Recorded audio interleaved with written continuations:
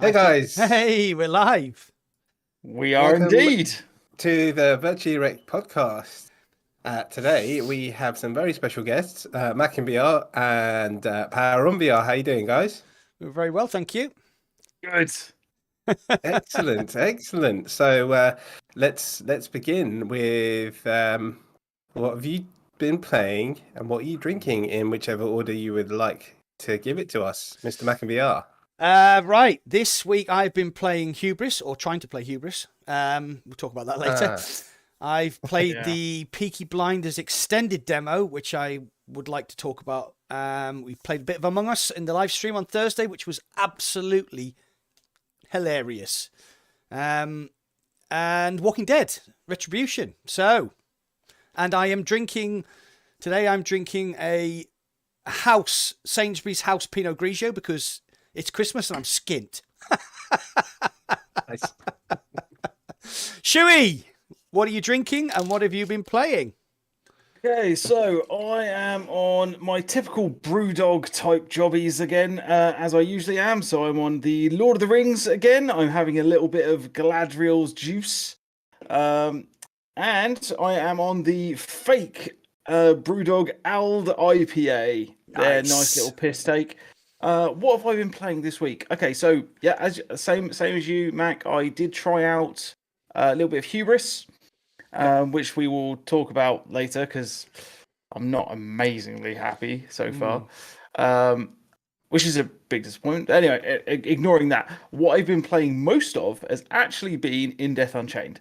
I have been slightly obsessed with that. I genuinely hadn't really played about or done anything with it until this week, and I think I'm now in the top 2,000 players, and that's only after like 4 or 5 hours. So yeah, no, I'm going to be smashing a lot more of that going forwards. It's so good, isn't it? It is. I haven't played it for such a long time, but it's it was Rob and Jay that got me back into it. Yeah, So, exactly. Yeah, brilliant. Yeah, Serge, yeah. what are you drinking? What are you playing, buddy?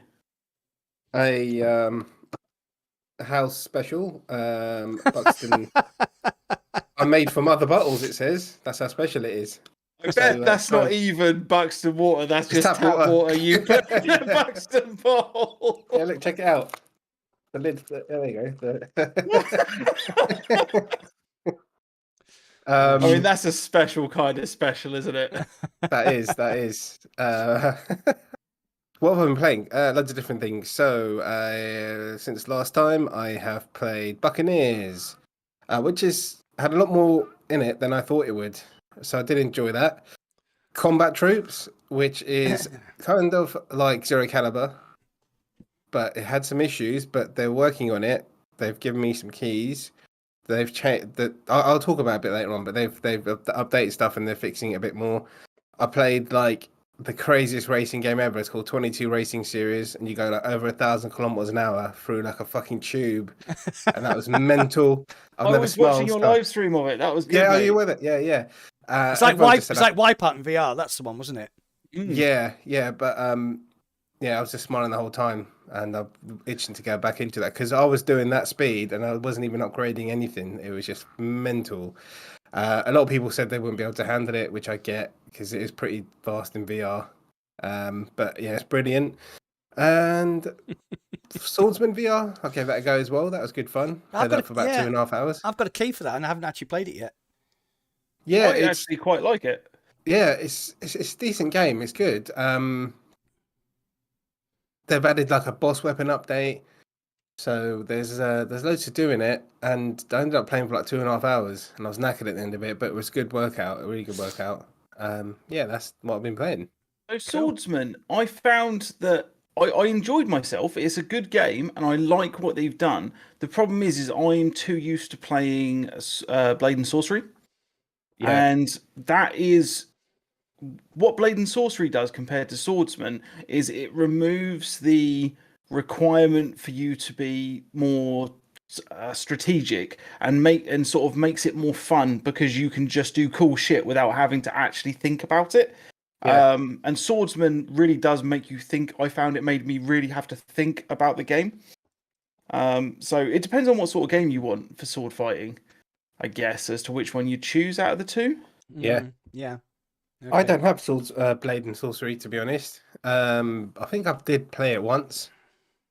Yeah. I don't own it, though. I've got it on my Pico, I think. Yeah, it is good fun. I can see the... I want full body tracking so I can kick people in the face. Are you not getting those trackers and stuff, or what are you doing? We'll talk about that later. Yeah. There is some new trackers that are being made by Sony, aren't there? So we should Mocapi. I actually need to look this up because I've seen, but I haven't actually read about any of these. All right, okay, I did. So basically, Sony are making these full body tracking things for their AR stuff. It's not specifically for VR, but apparently it is compatible with Quest and obviously other VR headsets.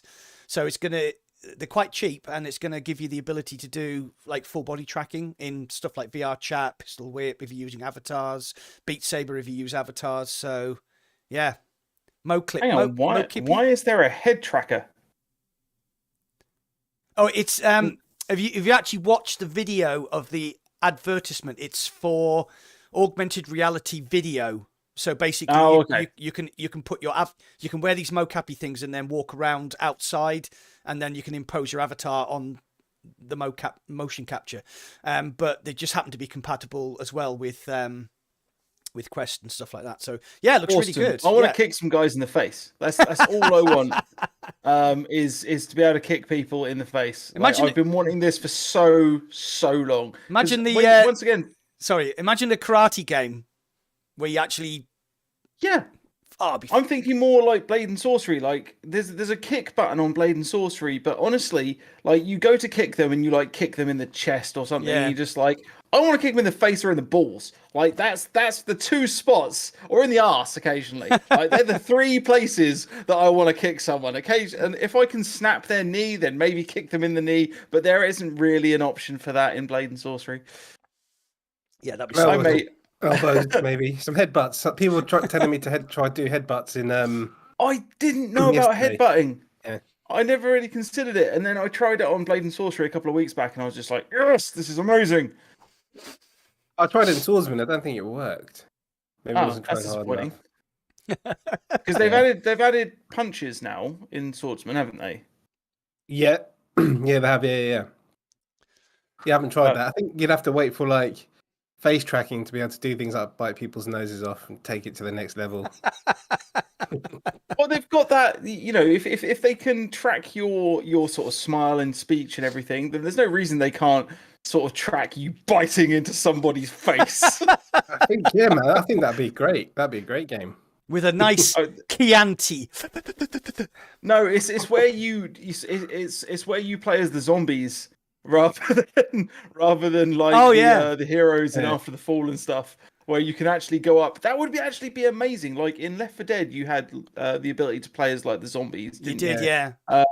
And that would be really good to be able to like walk up behind someone and just go and start nomming down on their neck. That would be pretty sweet. How about Walking Dead multiplayer, where you could play as a zombie and go into somebody's game and they wouldn't know that you were like in Sniper Elite 5, you can actually invade somebody's game and they don't know you're not an NPC. So imagine that. Okay, that's if pretty you cool. could play as a zombie and then like creep up behind somebody and like yeah, that would be cool. That'd be absolutely cool. I like that. I have, yeah, I've got it on the Game Pass. Oh, we need to play, mate. We need to play. I bought it for like 40 whatever quid it was when it came out. To play with Fire, but he's been a bit elusive, so I'm up for playing that. Yeah, it's pretty good. What game's that? Sniper Elite 5 flat screen though. I think I have that.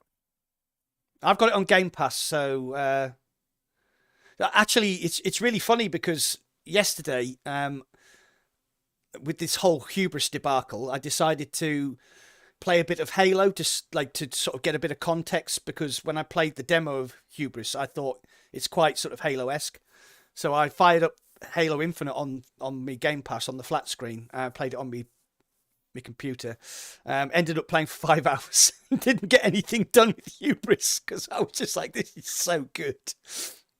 Yeah, the Halo, I did love doing the campaign, the new Halo. Yeah, it's so good. Mate. I love that. Should we give a shout out to our chat? Yeah, I was just going to do that. Yeah. Okay, I've got Sim, Weeble, Mobeast, Daysnetic. Ran into Daysnetic on Saturday at the Retro Computer Museum. Nice to see him again. He did a very nice thing for Paradise Decay, which I'd like to talk about once we've done the shout out. We've got RJ, AppJ, Fluke, who I also met at the Retro Computer Museum. Fitz, Walking Dead. We got Weeble. That's about it. Sim, yeah, Sim's here. Okay, that's my shout outs. Yeah, I'm pretty much in the same boat. There's a couple of your guys over here with me, including Assassin 32 and Endgend XS. Hey guys, Rob's here. Obviously, Silent Rob. Yeah, Silent Rob's over in Indies chat by the look of things. Yeah. Oh yeah. Sorry. Yeah. I got call the Tangent. Hey doing, buddy? Got Googly Games or Scott Man. Got Silver Tongue Devil who's saying that we should be the alien and bite people's noses off. There you go. Oh yeah, if you could be the alien, that would be amazing. Look, do that. Sorry guys, I know you say always take it down to a lower level, but can you imagine like a porno game with the face tracking? I've just had the best idea, but yes, yeah. Mine is in the same vein as yours, but kind of more fucked up. We've only been going for 12 minutes. Only been going for 12 minutes, and it's already hit rock bottom. Okay, I need to stand up for this, and it's going to be like the most embarrassing thing that I've ever done. Okay, so right, let's start seated. So not just that you're the alien. Imagine if you're the like the fucking face hugger, right? Oh yes. You need the full body tracking because then you can go like you grab onto them and just start like give them the old face full of alien wingwog. And then if you had a tongue tracker, you'd be like down the mouth. I was using a different part of my body to enter their mouth, but yes. Dick tracker. Maybe they should call it Mo Dicky. Yes. Man.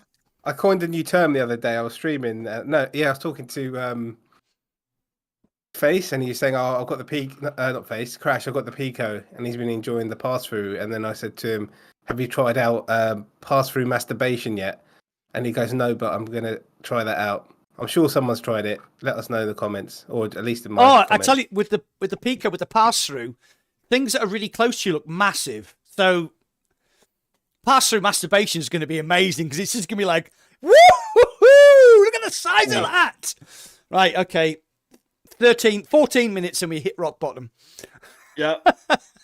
Yeah. Okay, I don't know where we go from here, really. I'd like to give a shout out to Paradise Decay. So I was supposed to meet Paradise on Saturday down at the Retro Computer Museum in Leicester. But he had to have an emergency cataract operation. So Daysnetic, who's in my chat, very kindly drove him to the hospital, waited with him while he got his operation, and drove him back home. And then actually drove all the way up to Leicester from Doncaster to meet up. So get well soon, Paradise Decay. And Daysnetic, you're a good friend. So I'd just like to say that. Yeah, get well soon, PD. Get well soon, PD. Yeah. Get better, man. Yeah, he's usually in chat, but he's not here today, so I don't know whether that's to do with how he's feeling. So, okay, so I would actually, because we were just on the subject, and I would just like, because I saw something that I would like to quickly discuss. Okay. I saw something on Reddit the other day, and it was someone advertising their VR game. Okay. And this VR game for lack of a better term, it is a porn game, right?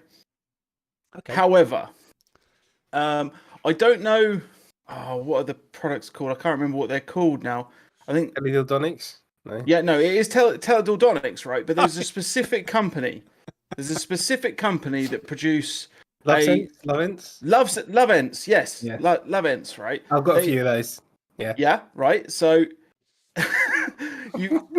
there is a specific game that now has complete compatibility with their entire library, right? Oh, fantastic. To the point where you can now, right. So for those of you who don't know what Lovents is, it's like a fully Bluetooth straight to your phone, can work over the internet sex toy. Okay, for lack of a better term, sex toy. And they can be male, female, non-binary. There's a whole host of different things to use.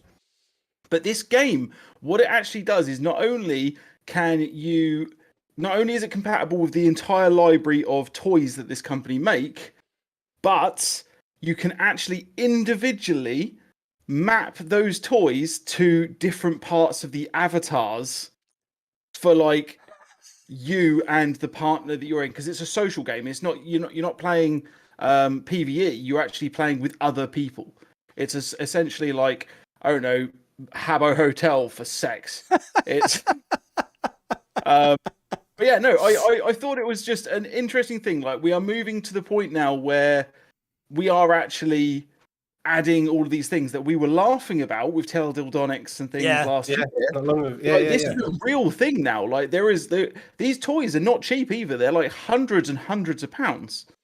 So yeah, no, I just thought it was an interesting thing to see that there is an actual genuine social game being produced right now that involves Teledildonics.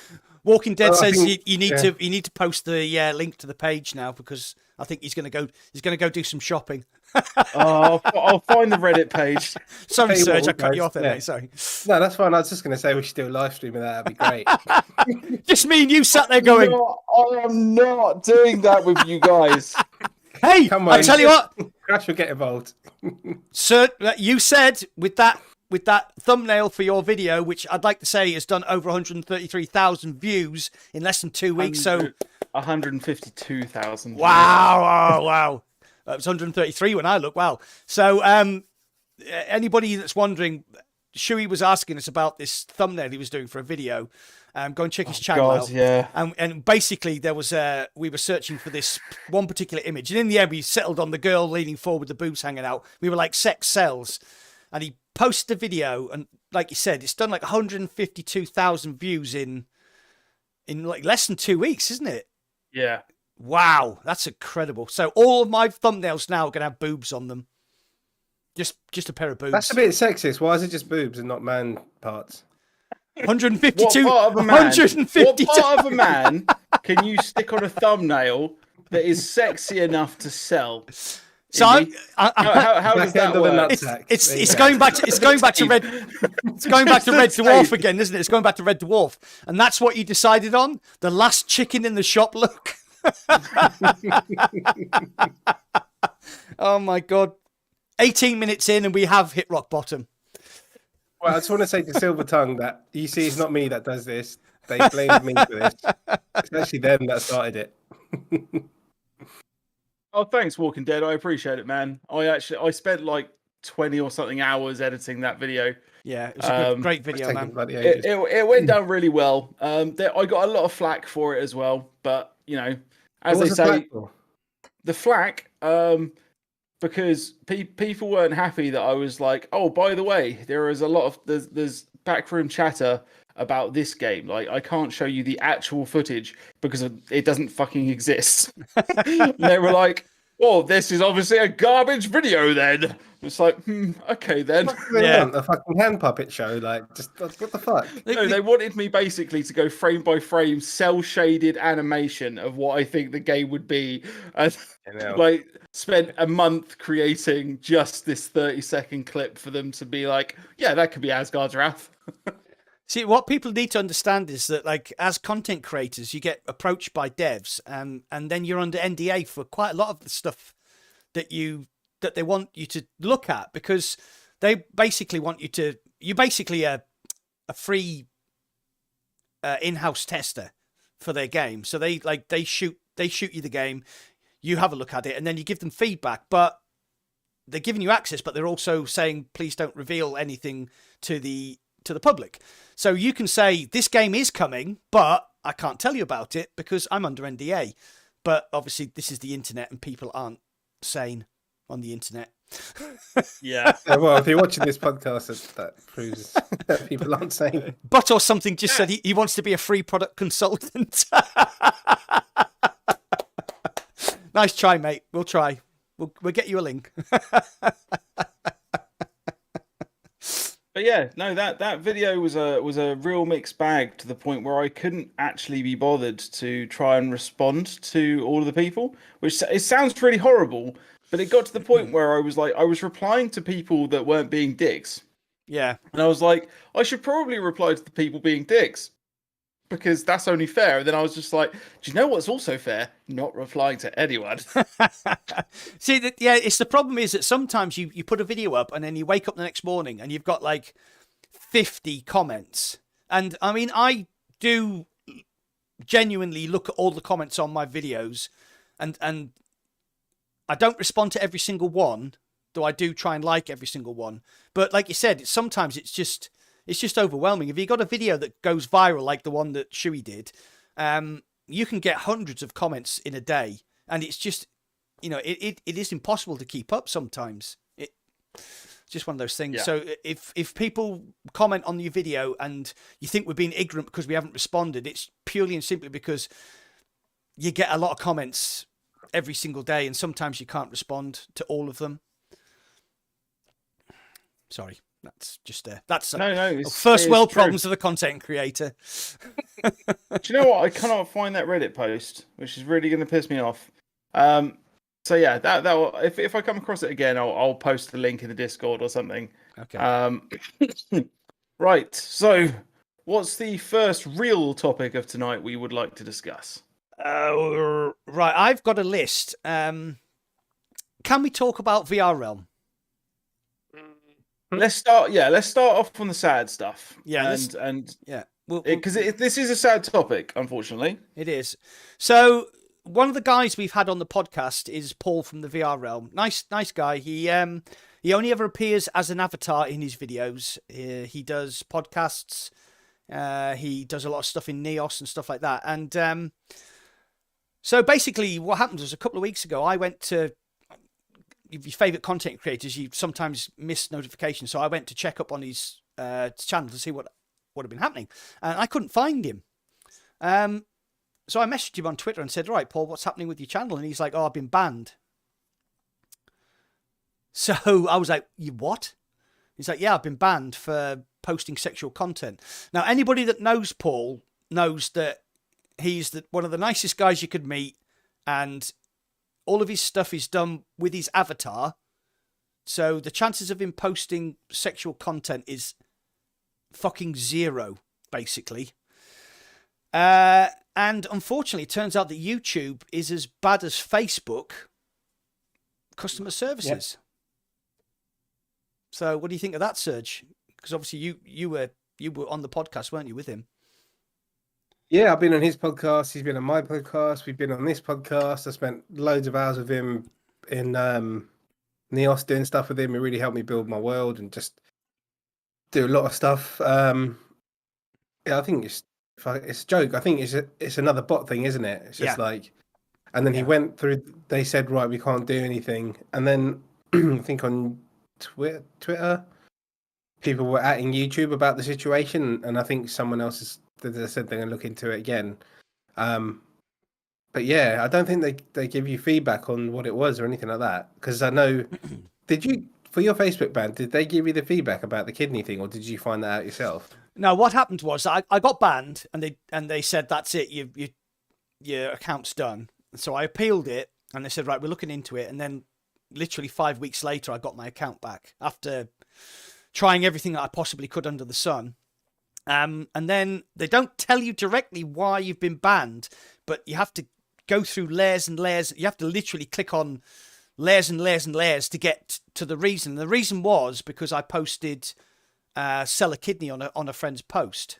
I eventually found that out, which was stunning to me because, it was just an offhand comment, and I've made much worse offhand comments than that particular one. So whether somebody said something in the chat that the bot picked up, or if you've got two-factor authentication on your account, you shouldn't get hacked. So I'm really at a loss. Yeah, because that's what I thought as well. I thought maybe someone reported his video specifically for sexual content or something like that. That's my guess so far. Yeah, that's my guess. Yeah, somebody's been spiteful. Yeah. Basically, there is a metric fuck ton of bigoted pricks out there that, because obviously, like Paul, he uses like a furry avatar. And there'll be people out there that, same with like the I'm not going to go into too much politics, but there is plenty of people in the US, for instance, I'm not going to name which particular group, even though it should be pretty obvious, that literally say that if you're gay, you may as well be a pedophile, right? That you are essentially a pedophile. That's insane. And they consider the same for furries as well, and people that even use like furry avatars or anthropomorphized animal avatars. Instantly, you must just be part of the LGBTQ, agenda crap.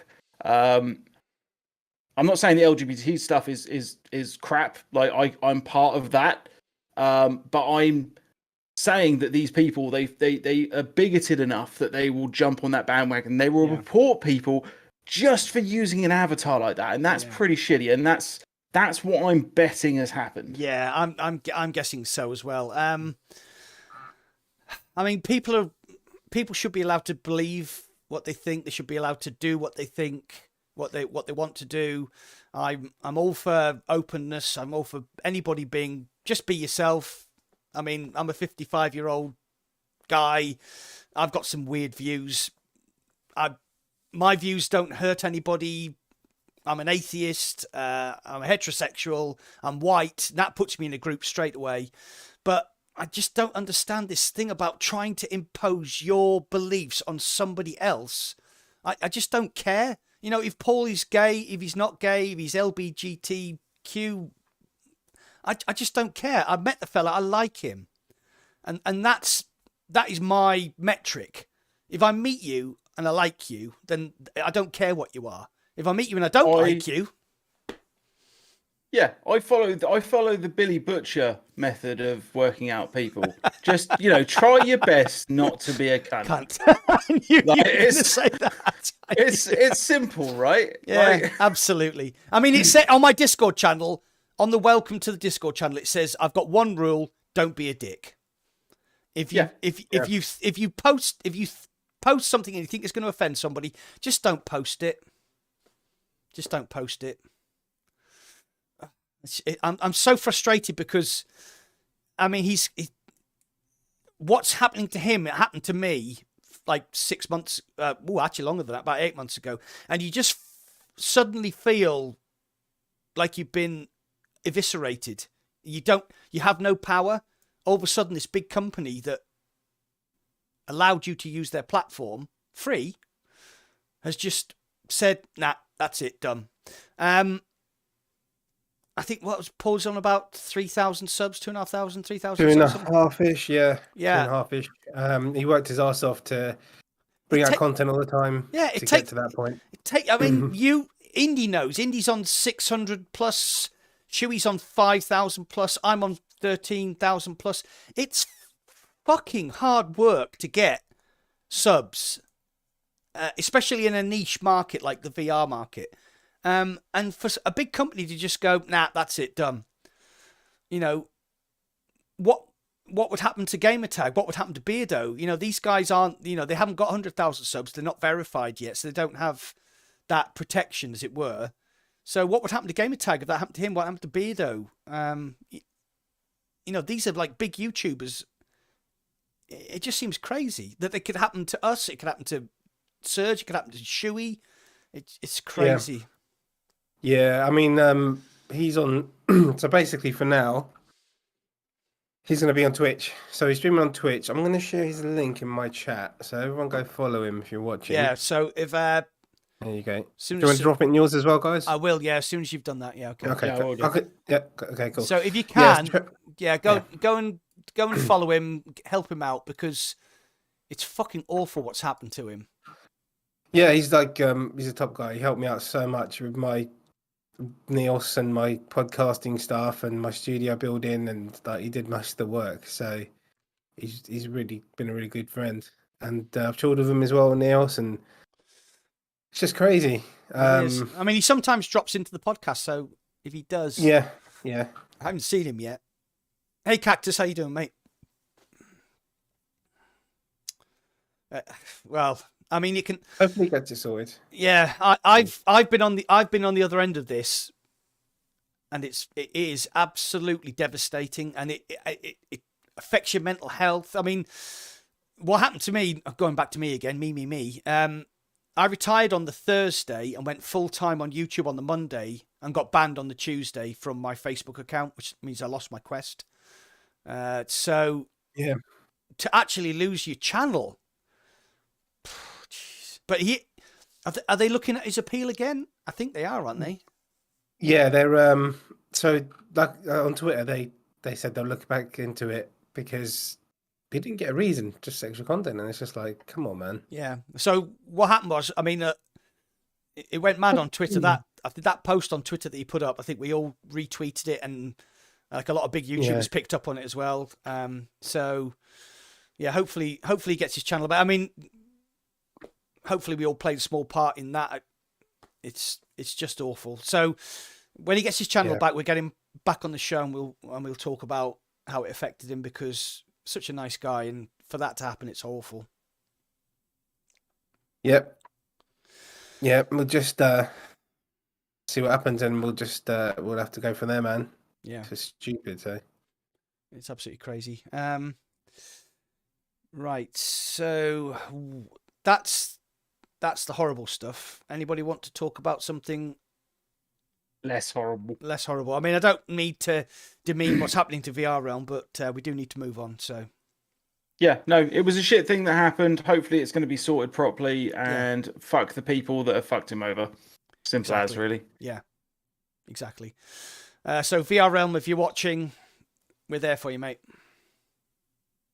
Yeah, dude. Right, so on to more fun matters, I guess.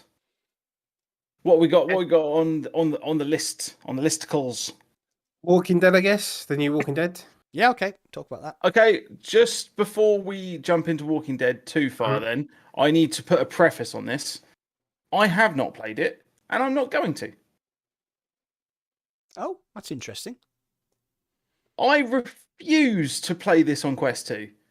All right, I see. Yeah, I see where I'm you're sorry, going. I absolutely refuse to play this on Quest 2. I am very upset that the PC VR version did not launch at the same time. I understand there are problems with that. I understand that if you have to choose one particular device or store that you probably want to release on, yeah, fair enough. The likelihood is you probably should release on Quest. But I've been watching people stream it, and honestly, it looks really, really washed out. Yeah. And I just don't want to play it like that. I want to play it like I experienced the first one. And if I have to wait 6 months in order for that to happen, so be it. So that's where I'm at. It's out in March, I think. Yeah, February, sorry. I have played it. I was shocked at how bad it was. Really? So to put this into context, right? I played the PC VR version. Well, actually, it was the Oculus PC VR version. I finished the game. I did multiple playthroughs, and I played up to day 52 just because I was enjoying myself. You know, I had plenty of resources. I would go out and I would just mess with the zombies. I've done loads of videos on Walking Dead. I played the Quest 2 version of the original, and it was okay. You know, there's obviously a visual downgrade.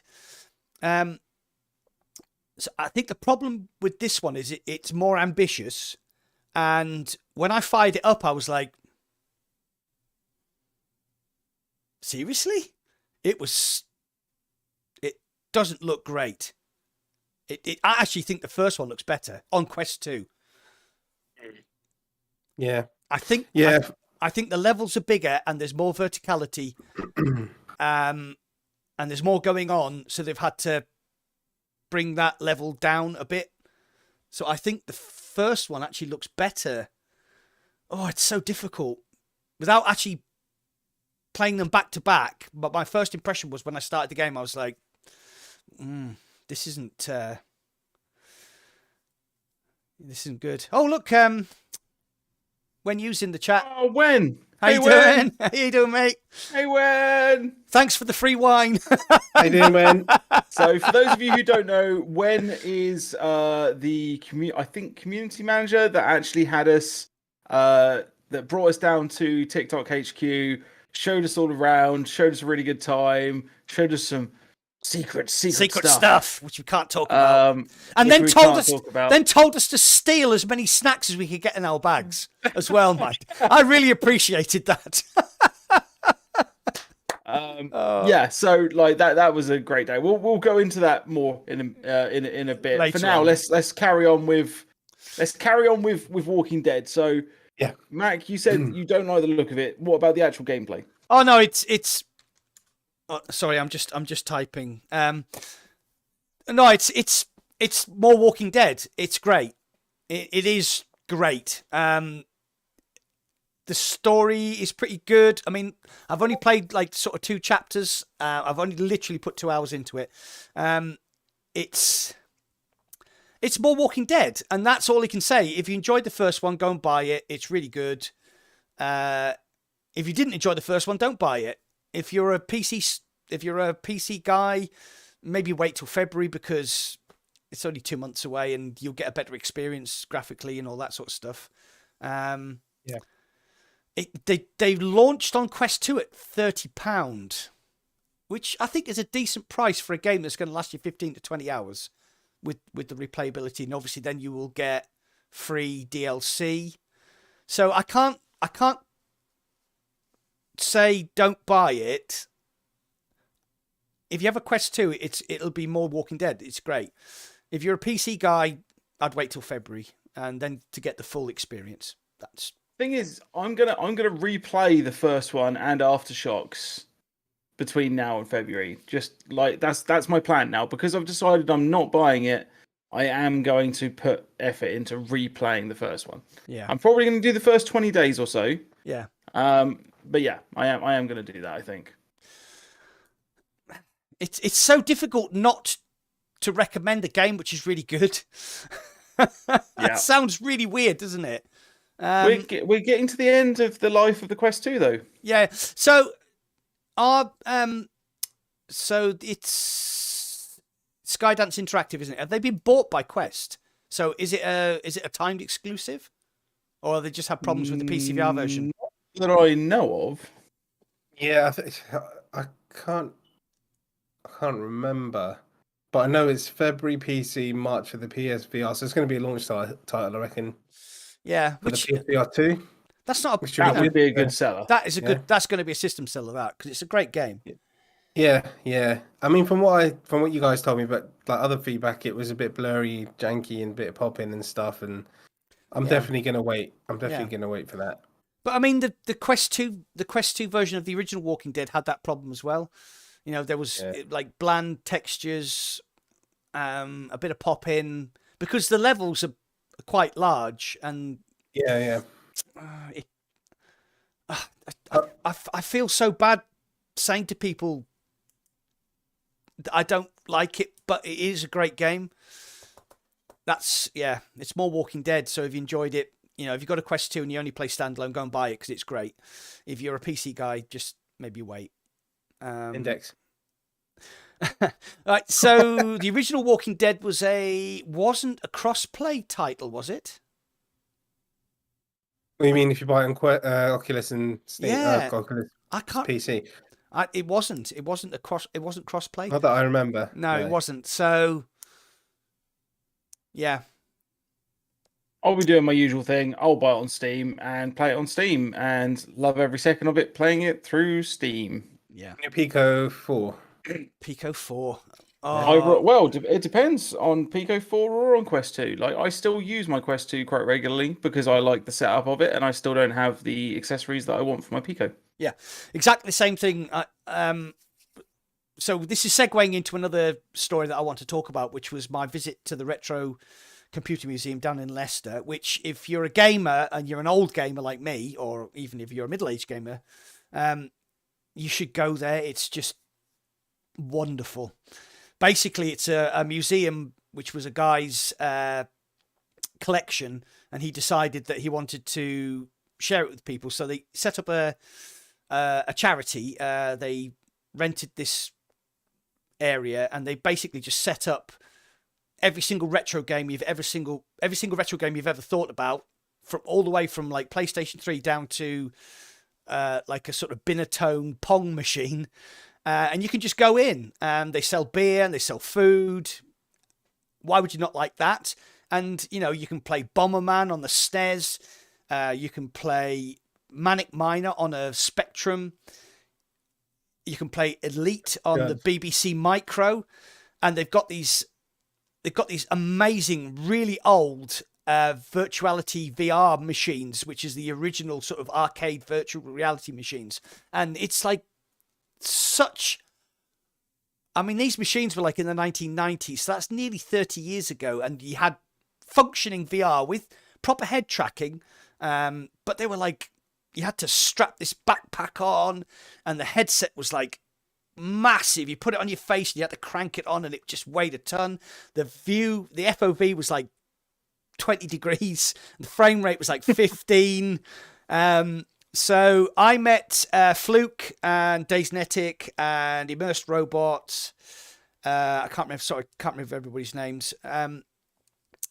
And this is really interesting. So when you, if you're watching, we took my Pico 4 down.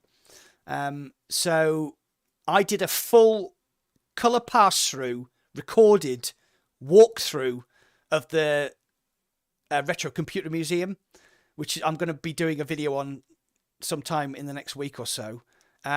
So you can actually see in color pass through what this place is like, full of people, all playing games.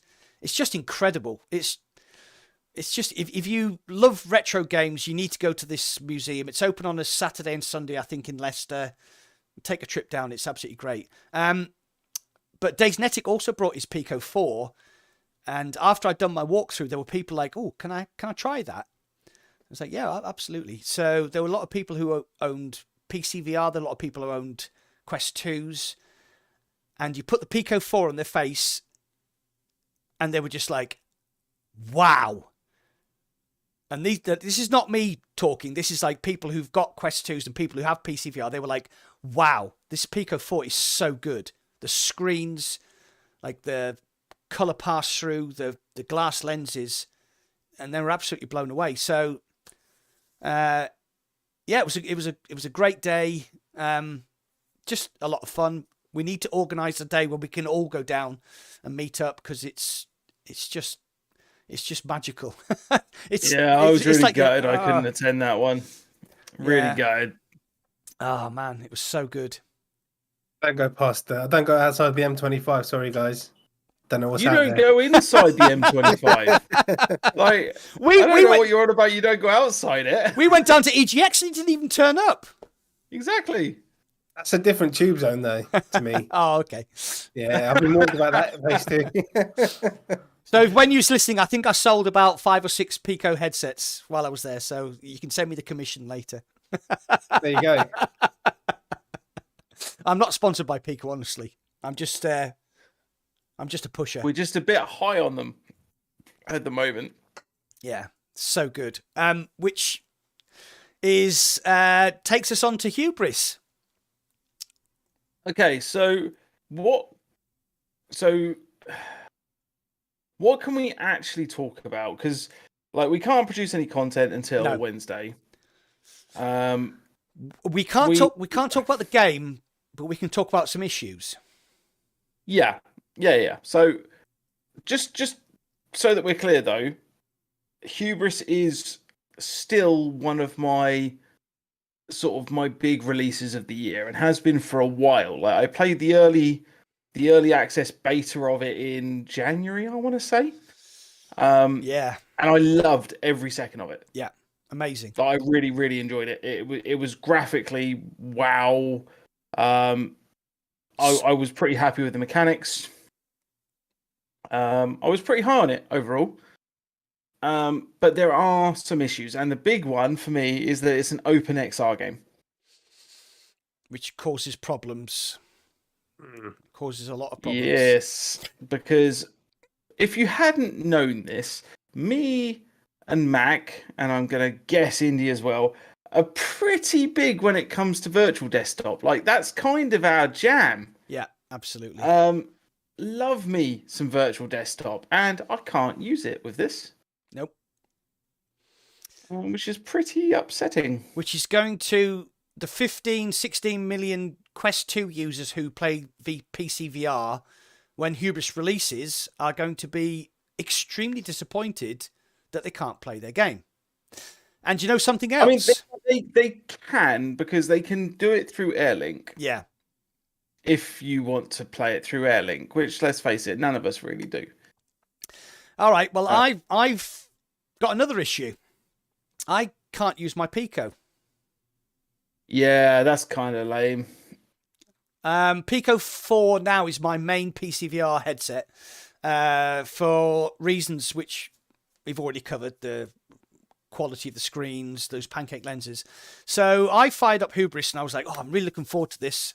Got through the opening couple of screens where you do the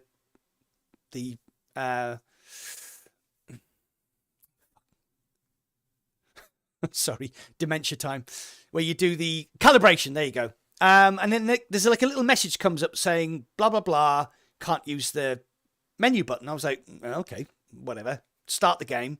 Oh, you can't use the menu button on the Pico 4.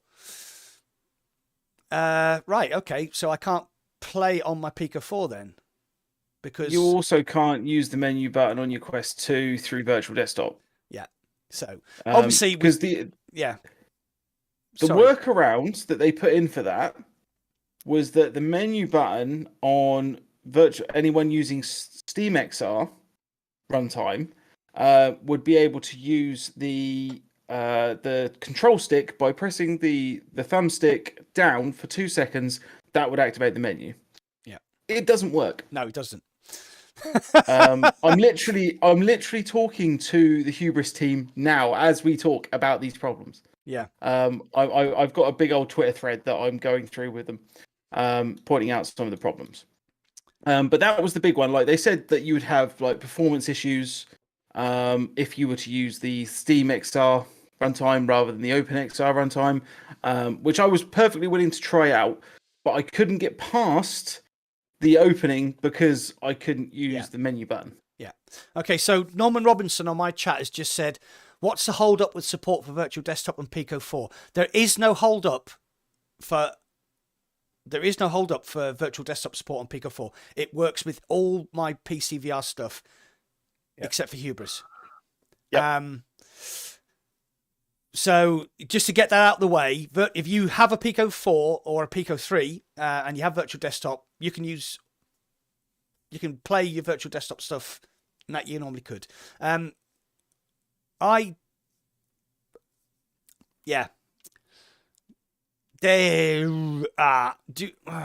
you criticize them in a review because of this problem, or do you just look at the game? That's the problem I've got.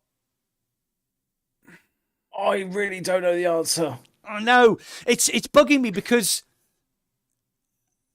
All right, so I'll go back a little bit. So I'm in contact with the developers of Zero Caliber Reloaded, and they actually said to me that my review of Zero Caliber Reloaded actually hit their sales, because when it released, I said don't buy it.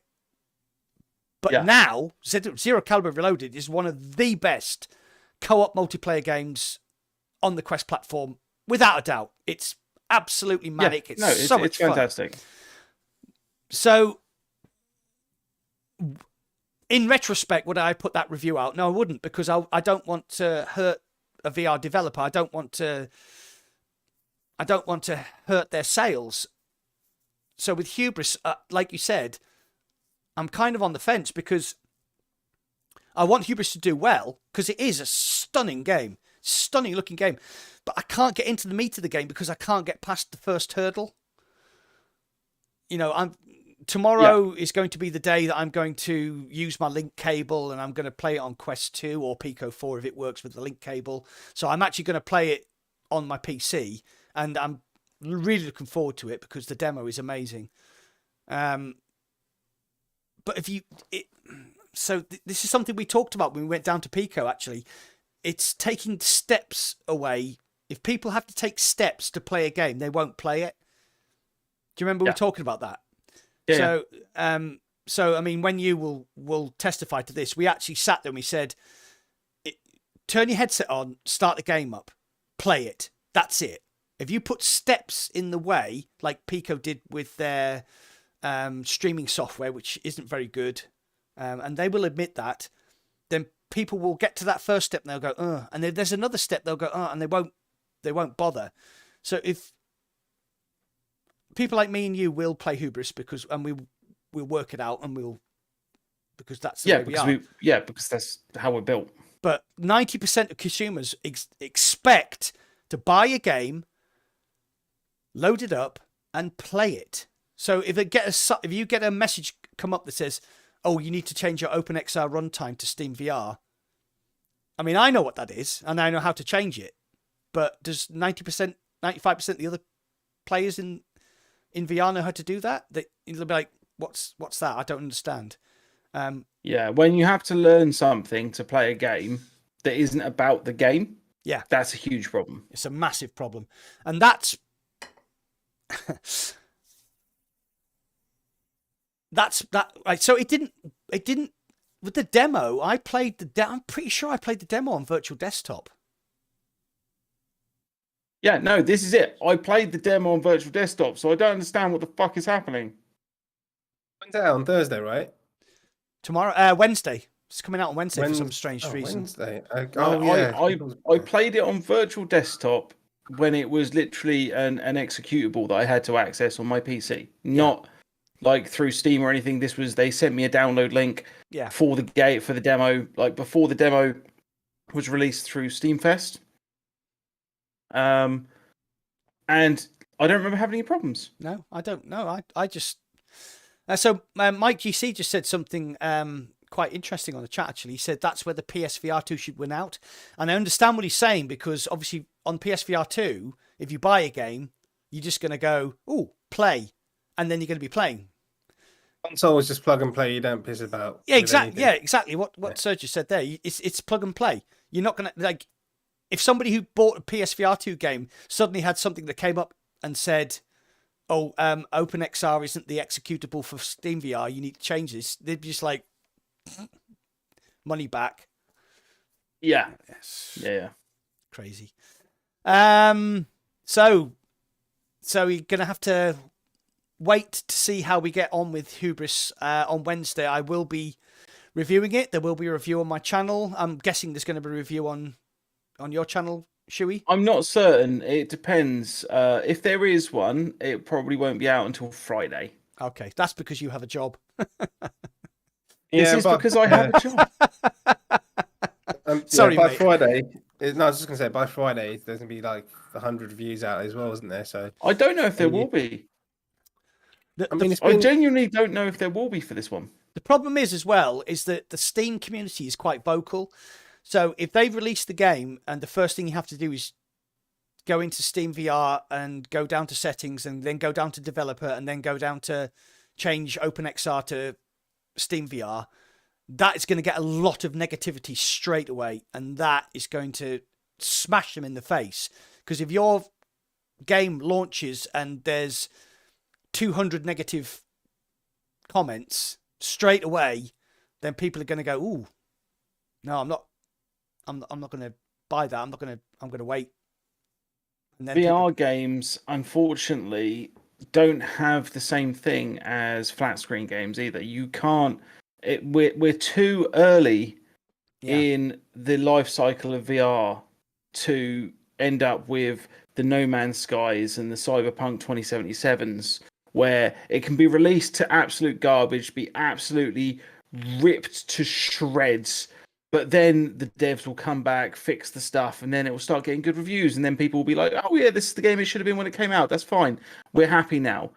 We don't have the time for that in VR at the moment. I'm going to hold my hand up and say I'm going to use one example here of a game that I was massively hyped for, and that's Larcenauts.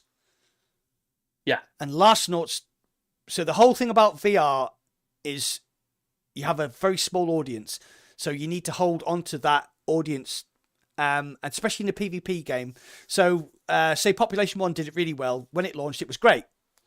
Held on to its audience, lots of updates. We won't go into what happened later on, but Larcenauts lost its audience in one day, and that was the end of it.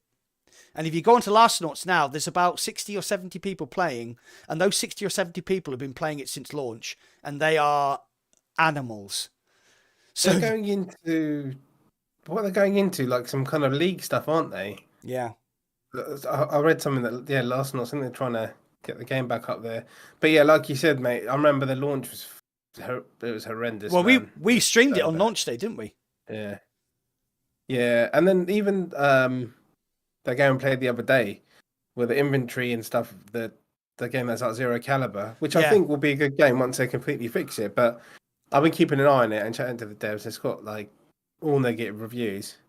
So that's enough for someone to look at it and not buy it. But they've they fixed one major issue, and the inventory is the other one, which is what they're working on. So I'm chatting to them about it, and they gave me some keys. Go look, get other people to test it as well. So I'm gonna do like a giveaway thing. But I said to them, I'm not going to do that until you've done the inventory update. Otherwise, it's just going to be more negative stuff. Yeah. So because people give negative reviews for the stupidest stuff as well. Like on RFVR, I think one of their first reviews was, "Put this game on, blah blah blah blah blah. It's crap." And the guy, you could tell he played it for 15 minutes, 15 minutes or 12 minutes. Yeah. People were just arseholes, to be honest. People will you're right. They will use the most ridiculous things. It'll be like, oh yeah, it didn't reach out of the screen and tickle my balls while I played it, and therefore it's the worst game ever. One of the games I remember for this was it's an absolutely fantastic game, and if you haven't played it, if you have a PC and you have VR, you need to play it. It's called Eye of the Temple, and it's just one of the most innovative games I've ever played. But basically, what you need and they actually say this, you need a 2 meter by 2 meter play space to play it, because you have to physically step around. It's a very clever puzzle game. So you have to step forward and step to the side and step back, but you always end up in the center of your play space. So one of the first reviews I read about it, I read it on Steam VR, was like, I don't have a 2 meter by 2 meter play space. This game is crap. And it says, yeah. And the guy got fucking slated for being a dick. Good.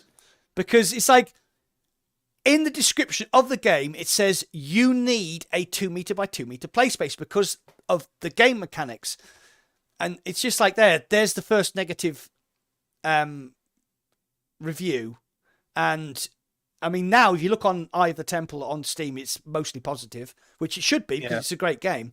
But that one guy, if you get 10 people buy the game and one guy gives it a negative, and 9 other people don't review it, then it's like mostly negative, and you're like, oh, for fuck's sake. That is the equivalent of someone buying a VR game on Steam and then reviewing it badly because they don't have a VR headset.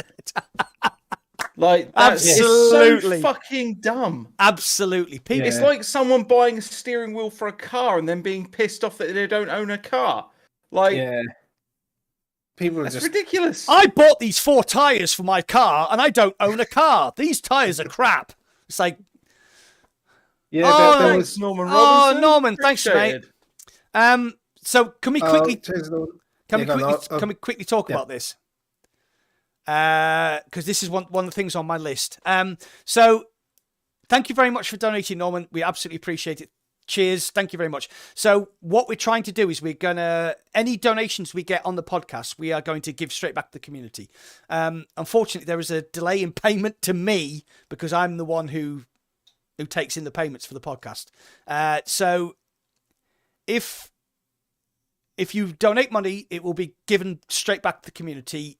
It will have some impact on the podcast in some way or form, and the community will benefit from it, I think is the best way of putting it. Yeah. So what happened last week, 2 weeks ago, it went fucking crazy, and we ended up with over $100 of donations.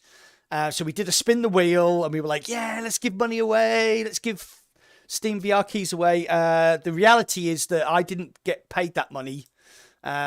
So I couldn't give the money away, and people are going to have to wait a month to actually get their Steam gift cards. YouTube is slow. YouTube is slow. So although, can you imagine if like every day your ad revenue got deposited in your bank as like £3.80? I know it would be so weird. So these are the winners of the $20 Steam cards. It was Ludovico, it was Mo Beast, Paradise Decay, Reeks of Cheese, and Cactus. I think that don't get me wrong here. I think Tassos actually made a donation, and he sorted somebody out. Yeah, so Taz is sorting out Cactus. Oh, so that's right. Yes, that's fine. So those 4 people are still waiting on their $20 Steam keys. They are coming. They'll be coming on the 23rd of December. So again, Norman, thank you very much. Hold on a second. He actually asked a question. Does the Pico 4 platform have support for full body tracking via this? Shuey? Can we answer that question or not? No, we can't. Right. Norman. Right. Bearing in mind that when you is actually in the chat, I can't answer that question. Sorry. Hang on. So we're on about this. You say Slim VR. Do you mean the Slime VR? VR, yeah, Slime. So can we say that they have a different solution? Hang on. I don't know how the Slime VR actually works specifically. I mean, if it supports native VR support, Steam VR support, so there's no reason why you couldn't use it as part of your PC VR tracking system. Like, I can't see any reason why that wouldn't work. If it uses the same system as Walk Over, then they're having problems because they use Bluetooth for the trackers, and that has issues. Excuse me. Yeah, we right. Let's answer. Like, I'll answer the question. No. Yes for PC VR. No for standalone. And there's something. There's something else coming. Pico they're innovative little grommets. They are doing some crazy stuff, and I would not be surprised if we see not necessarily the slime VR solution, but I wouldn't be surprised to see some interesting things coming in the future, whether it be third party or not. Have you ever thought of running for Parliament? That was a great non-answer. Yeah. When you're still in chat, could you help us out or not help us out? It's up to you. Oh. Anyway, so moving on. Right. So just to recap, any money that gets donated goes straight back to the community. I don't know what he's doing. He's going crazy. There's a fly buzzing around in front of me. Like, I can't remember who it was. Someone in your chat earlier was like, "Oh yeah, he looks like Rainfeld from Dracula." I'm dead loving it. Moving around trying to catch this bloody fly, and yeah, I feel like it, and it's driving me insane. Right. So before we got distracted by the fly, any donations to the podcast will go back to the community. We are a non-profit organisation. It will go straight back to. Read your chat. No, sorry. We can't talk about it. Sorry, we can't talk about it. Anyway, on to a different subject. Quickly, before we get sued. Right, we talked about Hubris. Peaky Blinders. Peaky Blinders. So have you played this one, Indy? Doesn't interest me. I like the TV show, but I don't think it's going to be my kind of experience. Okay, so you haven't played the demo then? Yeah. No, I haven't played any. I still need to watch the last season. I know it's been out for a while, but I saw the trailer. I've seen bits of gameplay, and I don't think it's for me. Okay. Yeah. Shuey, go. So the extended version of the demo, I'm assuming you're talking about the one that came out recently. Yes. That's the one that I was allowed to play when I was at EGX. Okay. That was the bit that I got to play as the extra little bit that I don't know that they did for the weird thing that I was doing. I'm not sure exactly what it was that they allowed me to do, if I'm really honest. I'm not confused at all. No, well, I was confused during the whole thing because I turned up and they were like, "Oh, you're Shuey," and I'm like, "Yeah," and they were like, "We're going to show you this thing that we're not showing anyone else apart from like a couple of people." I'm like, "Okay, cool, why?" And then afterwards, they shuffled me off to this private room to go and have an exclusive interview with their game director guy. And I'm like, I turned up with 0 questions. You winged it. You winged it. And I literally put the phone on the table and then managed to pull 40 minutes of bullshit out of my ass to ask this guy. And I'm like, yeah, so what was your inspiration for this? Please tell me you can do this. And at the end of it, I thought to myself, I literally, as soon as I walked out the door, went, but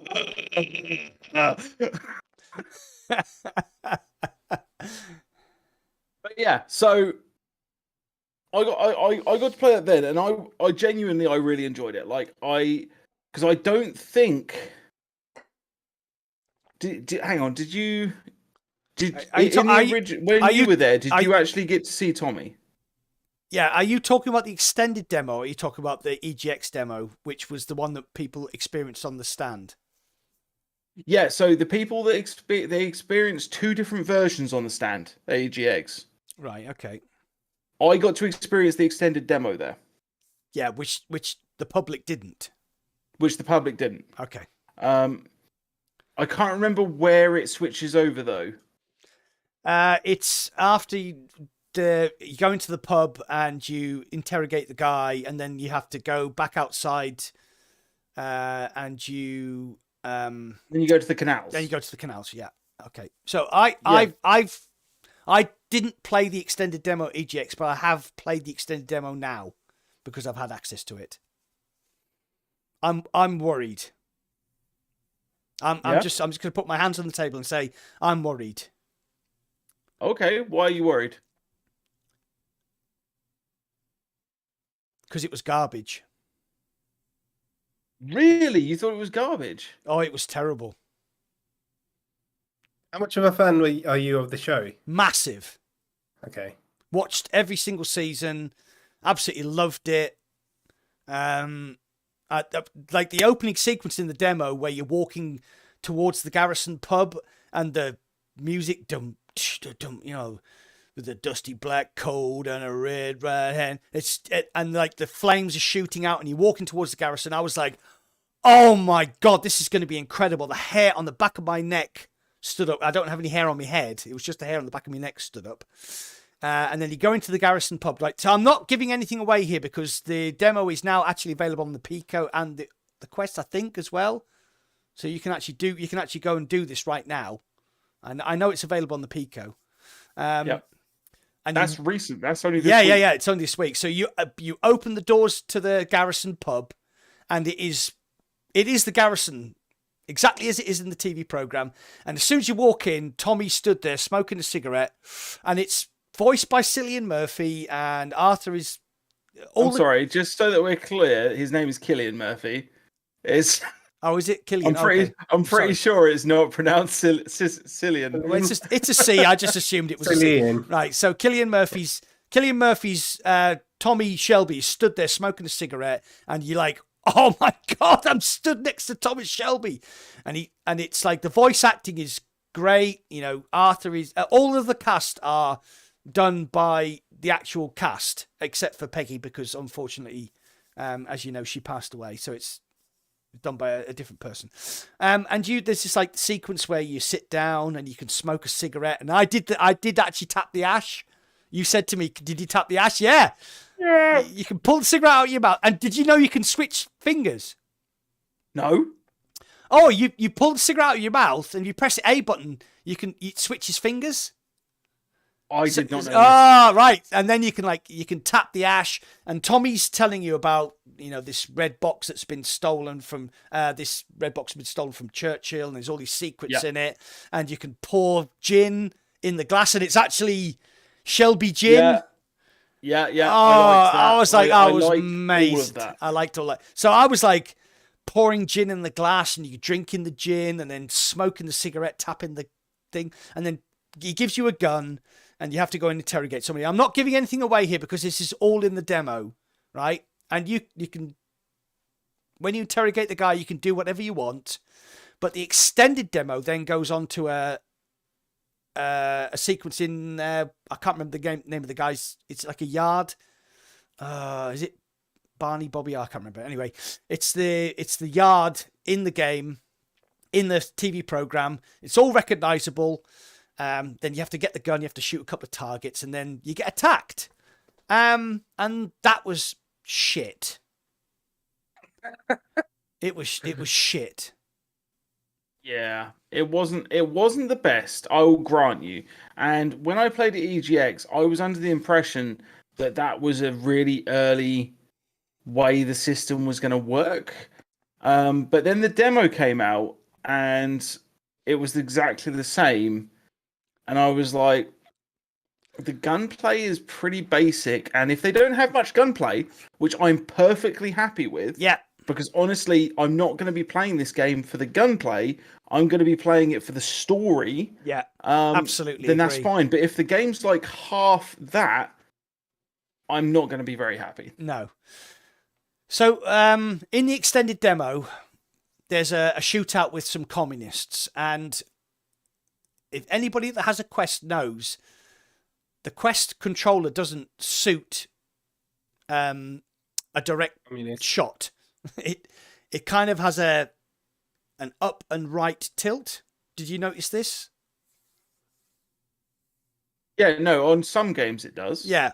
So if you point your gun directly in the game, it has a slight right and up tilt, which means you have to point your gun and then go to get your gun on.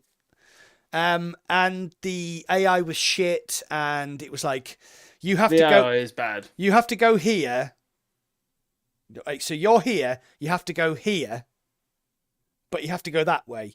I'm like, cannot just go that way because there's some unclimbable sort of barrels in front of you. So you have to go through this to get to where you're going to go. And I tell you what it reminded me of. You remember when back in the 90s when every single movie adaptation was a 3D scrolling beat 'em up? Yeah. I had that feeling bizarrely when I was playing that game, and I was like, I really enjoyed the bit sitting down in the pub talking to Tommy and tapping the cigarette and listening to him talking, and then doing the interrogation because there's so many ways you can do it. Yeah, you don't. The interrogation was really impressive. The interrogation was brilliant. It's one of those moments where I was like, the first time I played it, I piled in and did something, and I was like, oh, that was a bit shit. The second time I did it, I was like, oh, okay, well, I'll try something else. And then you realize what you're supposed to do is... What did you do the second time? I shot him in the foot. And then I shot him in the knee. Yeah. That's what you did the first time because you're a sadist. Yeah. I just walked in. See, the first time I just walked in and shot him in the head and then read all the things and was like, well, that was shit. Yeah. So the very first time I played it, my first thought was, well, in for a penny, in for a pound. Got to try and torture this guy. Yeah. I don't think I'm more of a humane person, but the second time I played it, I was like, yeah, this is really good. So what I would like is more of that and less of the shooting, because the shooting was bad. Yeah, I'd rather there be puzzles or long conversations where I have to make decisions, moral decisions. Yeah, that would be more interesting to me personally. Like having to choose between going to see one of two characters and that having a big problem over what happens in the story. Yeah. Would be quite good. Which is what the TV program is all about. It's like Tommy's descent into not his madness, but it's like his alcohol addiction, his drug addiction, his trying to balance his business while he's also becomes an MP. An MP, and the thing and the decisions he makes, which you can't. He makes decisions, and then 2 or 3 episodes later, you see why he made those decisions, and that's what I would like from the game. I would like more of the beginning and less of the shooty shit, because the shooty shit was pretty bad, even down to the point where Arthur stood there doing a juxtaposition to you, and one of the communists is creeping up behind him. So I was like, oh, Arthur, there's somebody behind you. Bang, bang, bang. Oh, I can't shoot him because there's obviously going to be a cutscene. And I was like, that totally took me out of the story. So you're saying you want it to be more like less of a shooty thing and like more story driven? Yeah, it's like so this is going back to Walking Dead. What Walking Dead does really well is that there's a decent story, but you can approach it however you want. There's moral choices and moral decisions, but the shooting and the fighting is really good. You could just go to a level with an idea in mind of what you need to do, and then you just end up killing zombies, and then think, oh shit, and then come back the next day and try and do the story. I would prefer it to be more like that. I would prefer it to be more open. Right, I just want to answer a couple of things, or address a couple of things that were in your chat, Mac. Okay. Bastard. I'm not a bastard. Very nice. Sorry, that fly is still driving me insane. I still haven't got it. Wolveraza, hope you get to use the hat for namesake. That would be cool. I can 100% confirm that you will be able to use the hat at some point during the game. Because it was one of the questions that I asked the lead game designer, and he confirmed Peaky Blinders, for God's sakes. That's where they got their name from. Definitely be able to do it. They had razor blades sewn into their flat caps. Yeah, that was where they got their name from. So, and then Fluke Roji, maybe it'll turn out like Red Matter 2, where there's a good game, but the shite combat sections. I completely agree with you. The combat sections in Red Matter 2 were absolute garbage. I hated every second of it. Every time I got to the point where I had to fire the gun, I wanted to switch the game off. But I kept Red Matter 2. Oh, yeah, okay. Yeah. Because I loved the game on the whole. Good. But the combat sections were pointless. They were a literal waste of my time. Gap fill, like people, some people put it in there to kind of gap fill and be like, add a mechanic to make it last longer. Yeah, I don't know. Red Matter 2 is a puzzle game, and then the end of the game is a combat game, and it was so jarring. It was like it's like Levitation. Like when I played Half-Life Alyx Levitation, and the last level, they take away all your guns and you have to use plasmids. It was so frustrating because you train yourself to use your guns and become good at combat and dodge in and out of cover and all that sort of stuff. And then they put you in a situation which is completely different to the way the game has been played. Now, admittedly, Half-Life Alyx did that at the end of the game, if you've got to the end of Half-Life Alyx. But I don't understand why developers do that. It's jarring. Again, Red Matter 2, yeah. Sorry. No, I think that's a good segue. You wanted to talk about Levitation, didn't you? I once again, I haven't played Levitation. It's on my list of things to do, but too many things keep coming up. Right. Serge, you've played Levitation. As you all know, guys, I have never played any Half-Life mods. I played 007 Gangbang. Gangnam Style. Yeah. Oh god, that when I went to Thailand, that was all that was playing everywhere I went. Jesus Christ. Those lady boys, damn it.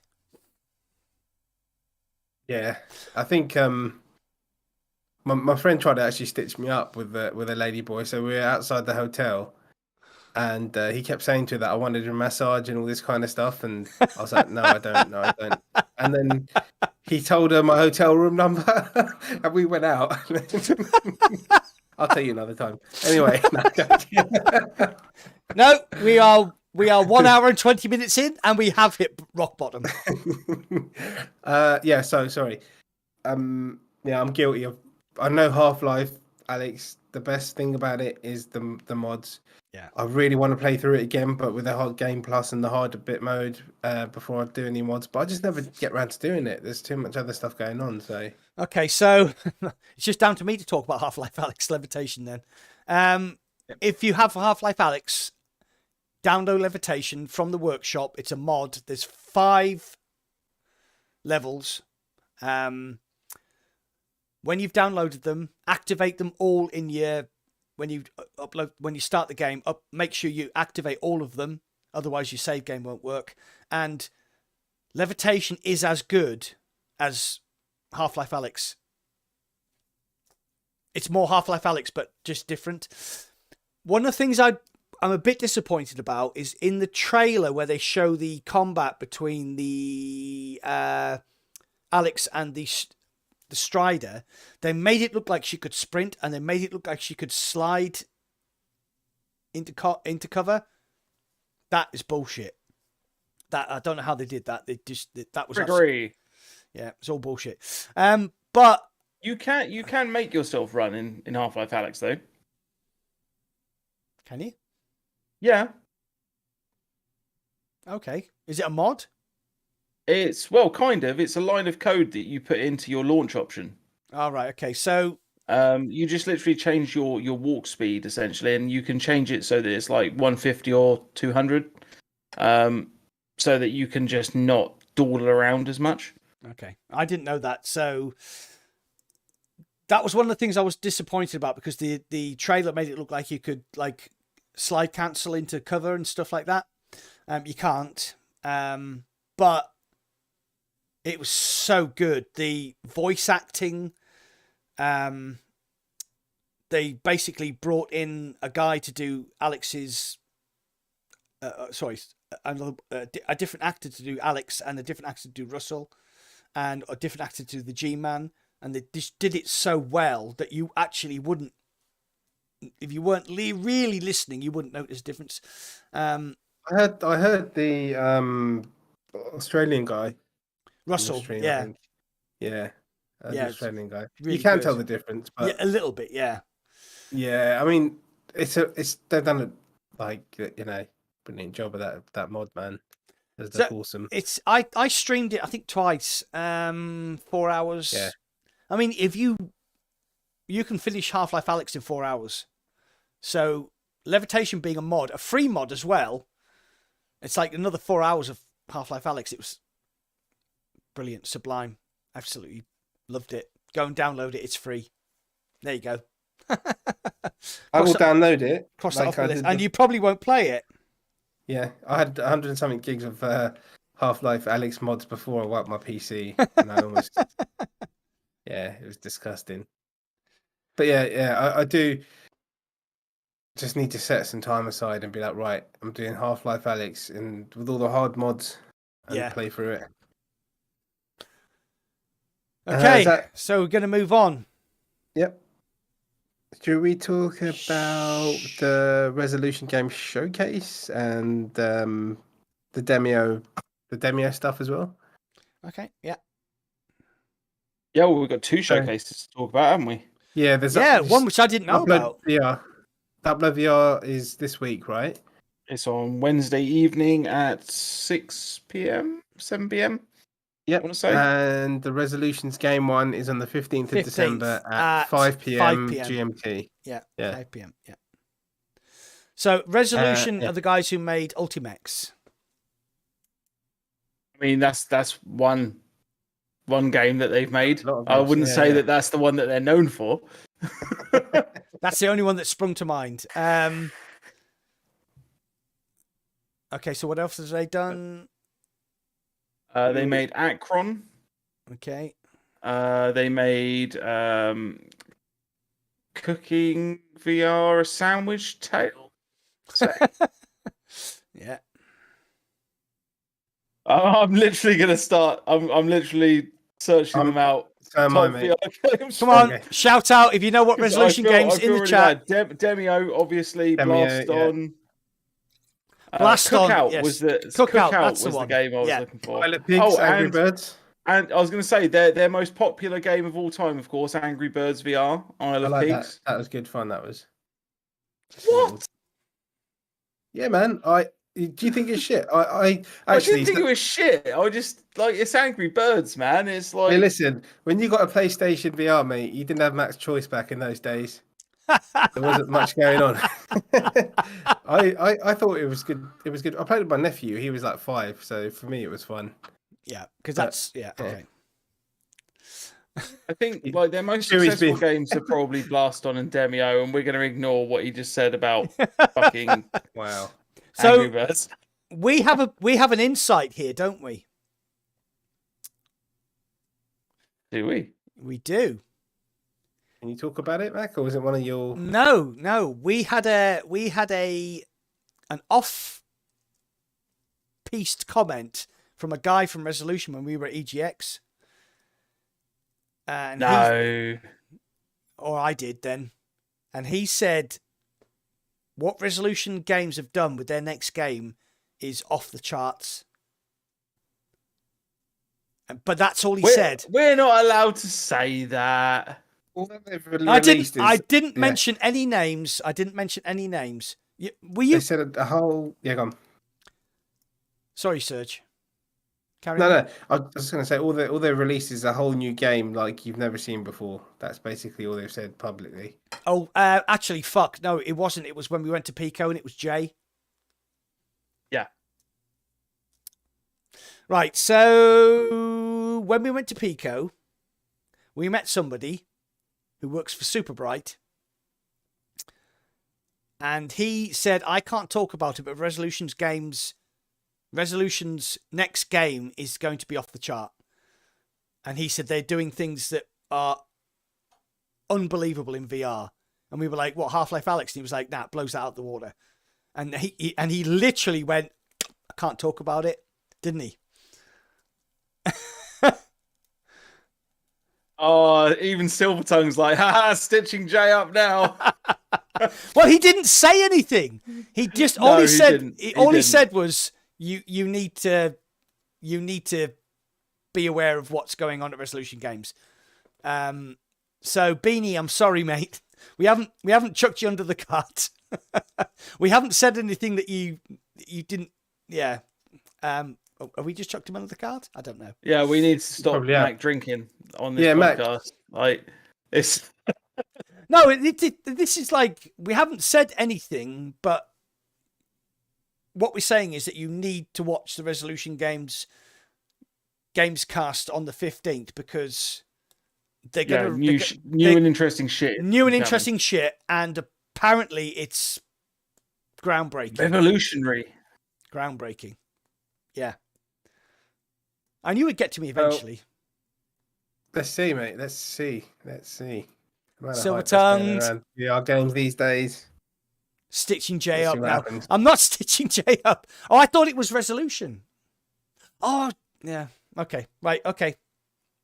Okay. Should we do something about Mac? What do you reckon? What? Punish him? Yeah. In dementia, I thought you said. You can blame the dementia, Mac. It's fine. In dementia, Unchained. Oh, speaking of Unchained, yeah. Oh, you've been playing it, haven't you? I was supposed to get it, and the sale ended, and I was like, oops. Because I did tell Silver and Weeble that I would, and I completely forgot. So I will get it. I've done basically nothing today apart from play that. Like that's basically been my day. I woke up, didn't really know what to do with myself, decided to play Unchained, and then played some Hubris, and then the Hubris crashed, and I was like, "Fuck it, I'm going to play Unchained again." Then, and yeah, I know. Weeble plays every day, like religiously, doesn't he? Yeah, he does. He's number 160 in the world. Yeah, Diamond Geezer just said, "Serge, check your phone." Sorry, I can't. I'm using it as a camera, mate. Sorry. Yeah, Weeble's a massive in Death Unchained player. Yeah, he is number 160 on the leaderboards. He tells me, "Oh, I'm not all that. I'm an old geezer," but he's actually that good. He's been blagging it. Yeah, no, it's I'm kind of blown away, to be honest. Like I looked at my score from one of my runs, and I was like, I just got 70k. I feel like I'm on top of the fucking world. And I looked at like the leaderboards, and there's fucking Weeble with his 1.8 million, and I'm like, Jesus Christ. That's not a thing, surely. Basically, he must look really good because he was saying that people are really good like at that game, and now he seems like he's improved a lot. Yeah, no, they. I mean, if you guys are into the idea of like archery and crossbows and running around in this roguelike, which obviously, like, honestly is super fun. Like I was blown away by how much I enjoyed it. Yeah. Like I don't actually like the idea of crossbows, but after Weeble was talking about it earlier, I went in and tried with the crossbow, which by the way feels like easy mode.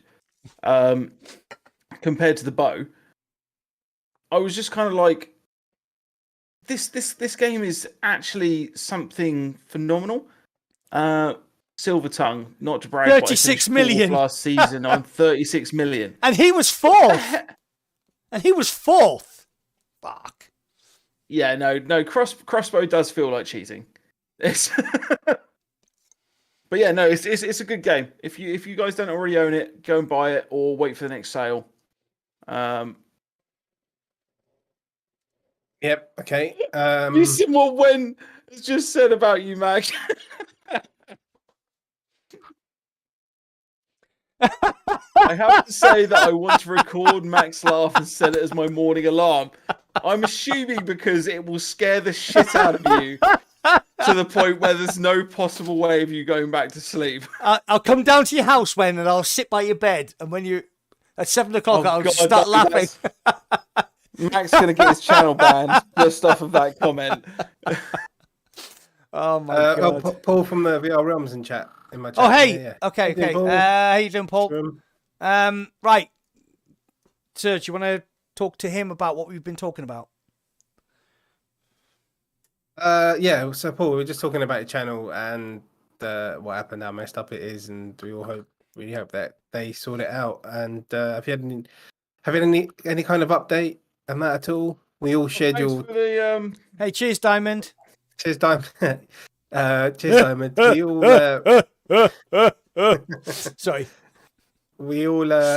What did we do? We all shared your Twitch channel with everyone in chat, to get them to follow as well. Show you a bit of support, mate. Hopefully, it all sorts itself out, man. Yeah, we're all behind you, buddy. So we actually, if you rewind the podcast, we actually talked about it quite extensively. So obviously, we support you, mate. We're here for you. We're all trying everything we can do. Anything you need us to do, just ask and we'll do it for you, obviously. Within reason. No anal. I'll do anything. Damn But it, Mark. that, ladies and gentlemen, is how Indie VR started his OnlyFans. I'm worried now because I'm going down for Serge's birthday in February, and I'm worried that I'm going to have to put out. You already said you're going down. That's enough for me, mate. Coming down. I'm coming down to London. Ah, I've got to. oh my God. Yeah. I'll give Shu the dates as well. What dates? Oh, there he is. So it's going to be. Where is it? The 4th? 4th of February. Feb? 4th of February? I probably quite free then, actually. Yes, going down on the 4th. I'm coming down on the train. I'm stopping on the Friday and Saturday, going home on the Sunday. Probably feeling a bit worse for wear. So look, 4th of Feb. I'm free that weekend. Hey! Diamond Geese is going to come. Oh, I'm going to record that laugh. I'm going to have that as my ringtone. I'm going to send it to Wen Yu so she can wake up to that as well.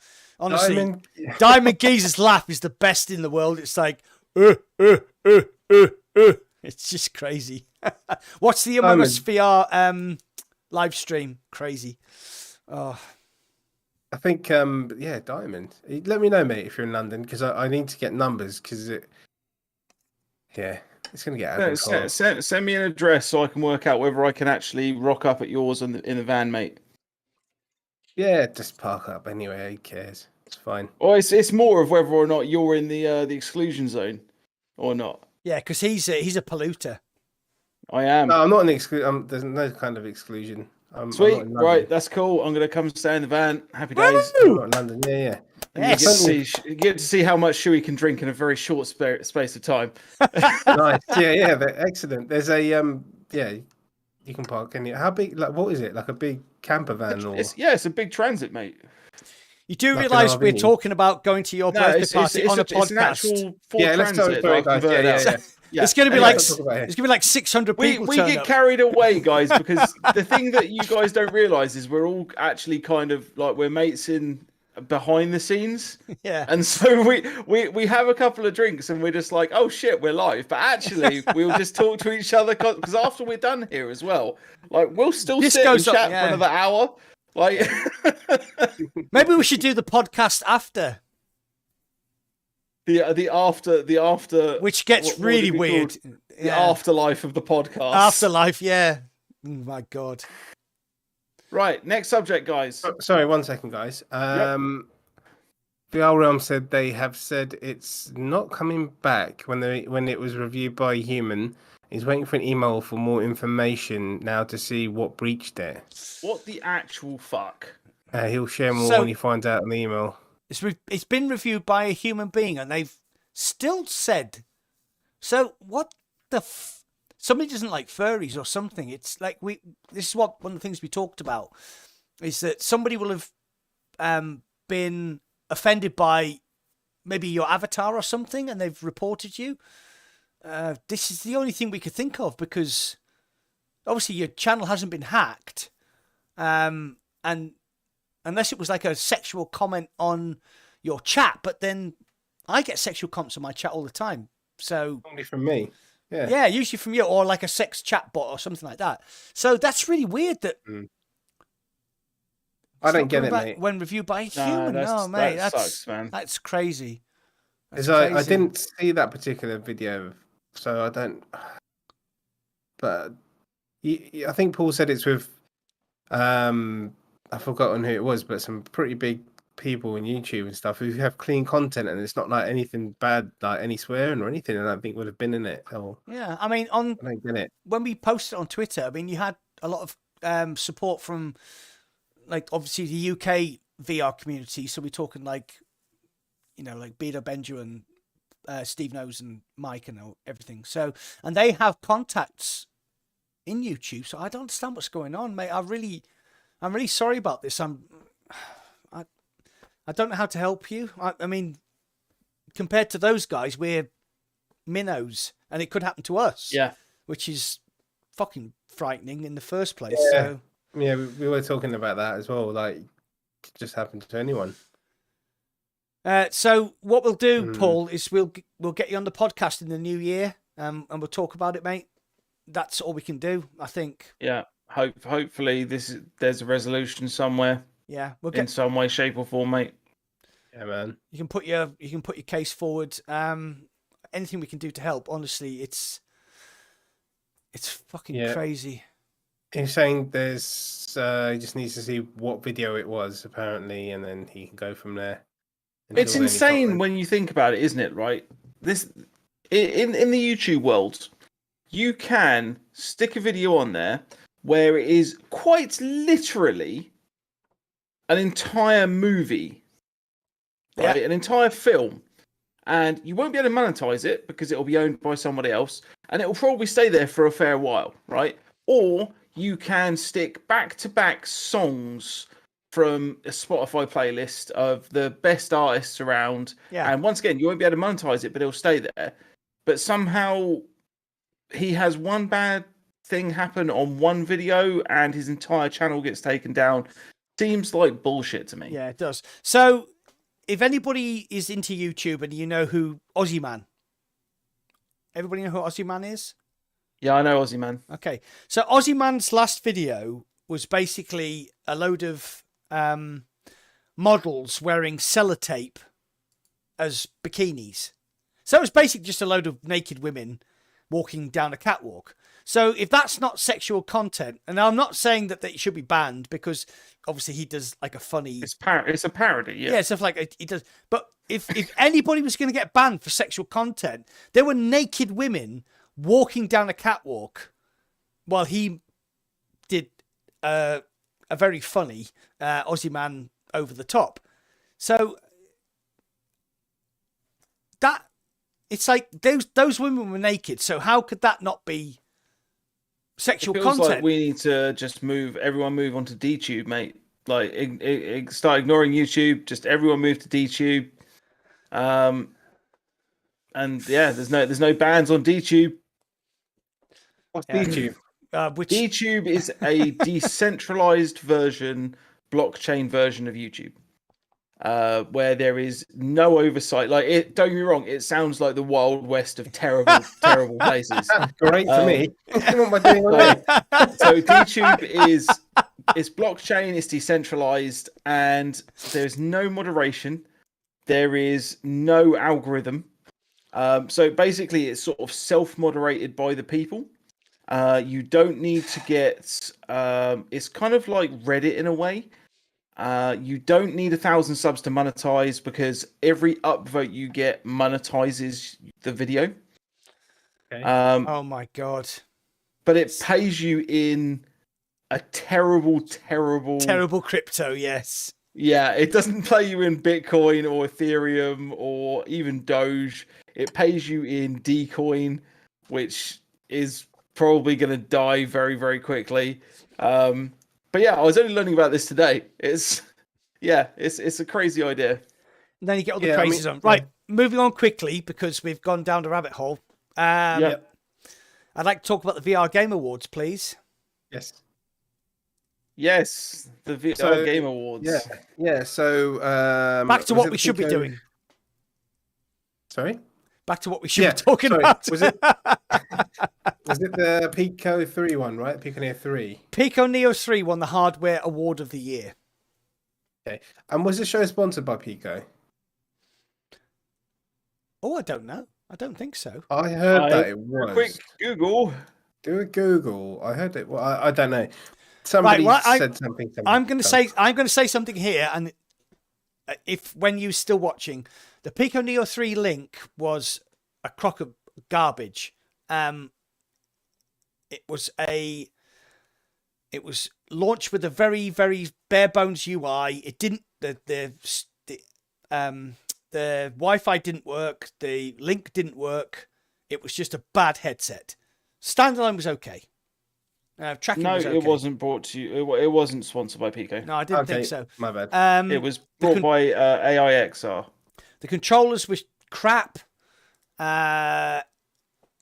It was a very poor headset, unless you were playing PC VR by a DisplayPort, which in that terms it was absolutely magical, because I played a lot of Automobilista 2 on it, seated on my game rig with the DisplayPort cable attached. Genuinely really good, but just for that one thing. To be named the hardware winner of the year is...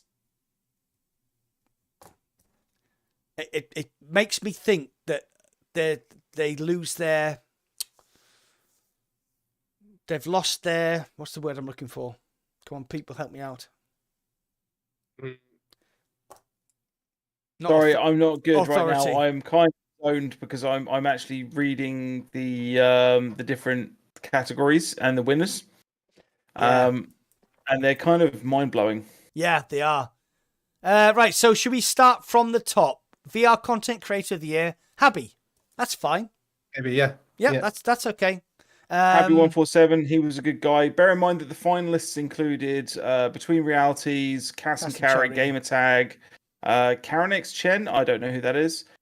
Kent Bai, Voice of VR Podcast, don't know that one. Nazy, Fia, and Thrill. And Phil Seeker, who won last year.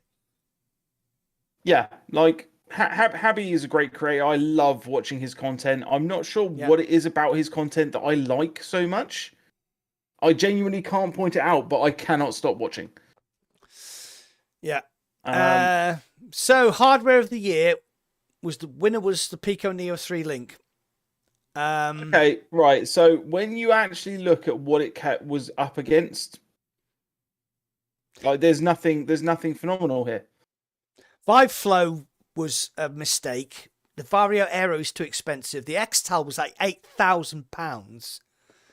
The other two I've not even heard. I mean, I'm a VR content creator. I've never even heard of the other two. So, okay. No.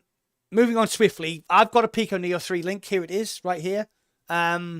Great for DisplayPort. If you're a sim racer or a Microsoft Flight Simulator guy, amazing. Standalone, okay. Everything else, rubbish. Right, move on. Sorry, when you. So yeah, VR Game of the Year went to Polyarc Games for Moss Book 2, which I don't think is a bad shout, but I don't think it should have been. It's definitely not my Game of the Year. Like there are definite here are the finalists. Okay, we have Veil VR. The Tale of Onogoro, Cities VR, Star Wars Tales from the Galaxy's boring, bland, and never bothered to play not even on the list. Like, Resident Evil 4, Wanderer, Finger Gun, Garden of the Sea, Zenith the Last City, Lone Echo 2, I Expect You to Die 2, and After the Fall. All right, there is some good. On that list, who won for you? It's a struggle for me. Genuinely, it's a struggle to point out which I think should have won. I want to quickly go through these games if you don't mind. From my perspective, I'd like you guys to do the same for the ones that you've tried or the ones that you'd like to try. Okay. Okay. So, Moss Book 2. I enjoyed it. It was beautiful. I love Quill. I love the world that they've built. But it was a 4-hour game. And I've played it through twice, and I enjoyed it each and every time. But then you've got Veil. Veil is the game that it is doing something very specific, and I really love playing it. And I play it over and over and over. I haven't played the Tile of Onagoro, so I can't comment on that one. Cities VR, I couldn't really care less. That is a monotony to me. I much preferred Little Cities. That was a lot more fun.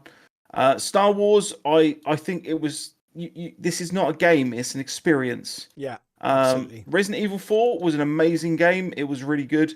Wanderer is probably in my top 3 on this list. Have you guys played Wanderer? Yes, I have to admit here horribly that as you already know, I've never played it. Nor have I. I haven't played any of the lists so far. Okay, so right, Serge. Seriously, if you like puzzle games, to any extent, right, Wanderer is absolutely fantastic. I know that game.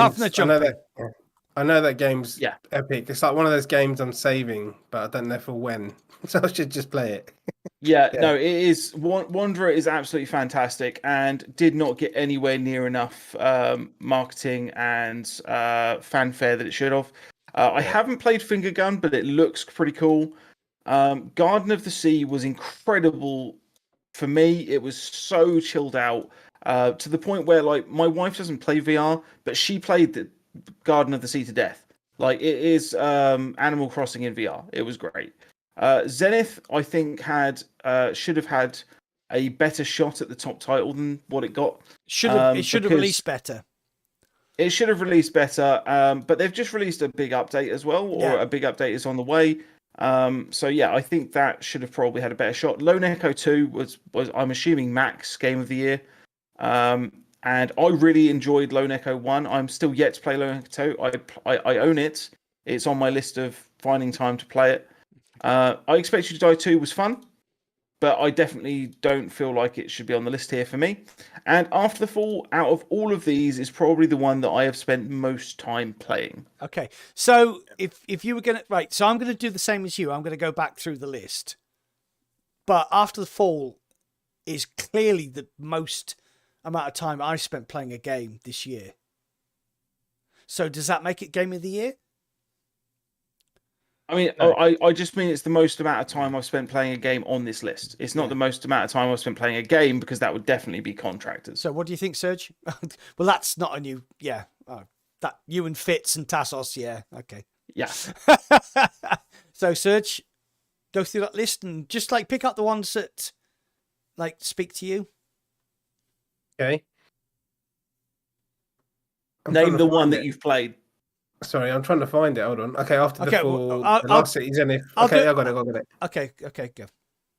So, Veil, no. Onagoro, no. Cities, no. Jedi, no. Resident Evil, no. Wanderer, no. Finger Gun, no. What's good? 2 I've got, I haven't played. Right. For me, the winner's After the Fall, because it's the only one I've played. Okay.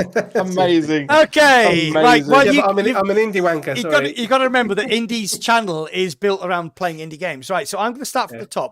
Veil VR, competitive, not my thing. Sorry.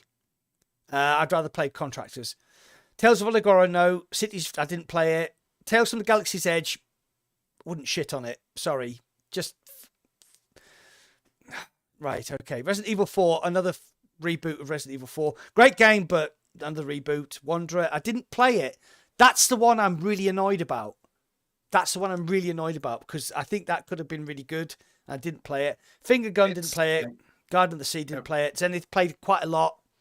I Expect You to Die, didn't play it. After the Fall, played a lot of After the Fall. If it was just on time played, it would be After the Fall. Yeah. But it has to be... Moss Book 2. Sorry, I know you weren't expecting that, were you? No, that's fine. Oh, I loved that game. I streamed it. I played it. I played it through. Then I streamed it, and then I streamed it again because I got the PC VR version. I love Moss Book 2. I just love Quill. I've got my little Quill. I think Shuey should give up his quill after not making Moss Book No, 2, absolutely not. Like I No, love Quill. fuck that. This is never ever getting sold. This is Hey, going to be given to my grandchildren, even though I don't have kids. well, I did say I was going to kill Quill, so keep it away from me. As the developers heard. No, I multi co-op after the fall wins, absolutely wins, because I spent so much time playing that game. Lone Echo 2, I love that game. I absolutely loved Lone Echo 2, but it did have problems. No, sorry, for me it's Moss Book 2. It's just a 4 to 5 hours of just pure joy. There's nothing about this game that frustrated me. It's just I do have it. I just haven't played. I only played the first one. I was going to say Wanderer is on Viveport, so you can do like a 14-day free trial of that as well, guys. If you're watching, you can play Wanderer on that. Okay, I'm just catching up on my chat. Sorry. Okay, Mo Beast wants your little quill. You can't have my little quill. Right, so moving on. I don't think we ought to carry on with some of these. Like, so the next thing is VR Experience of the Year. No. I don't care about anything that they've put in here.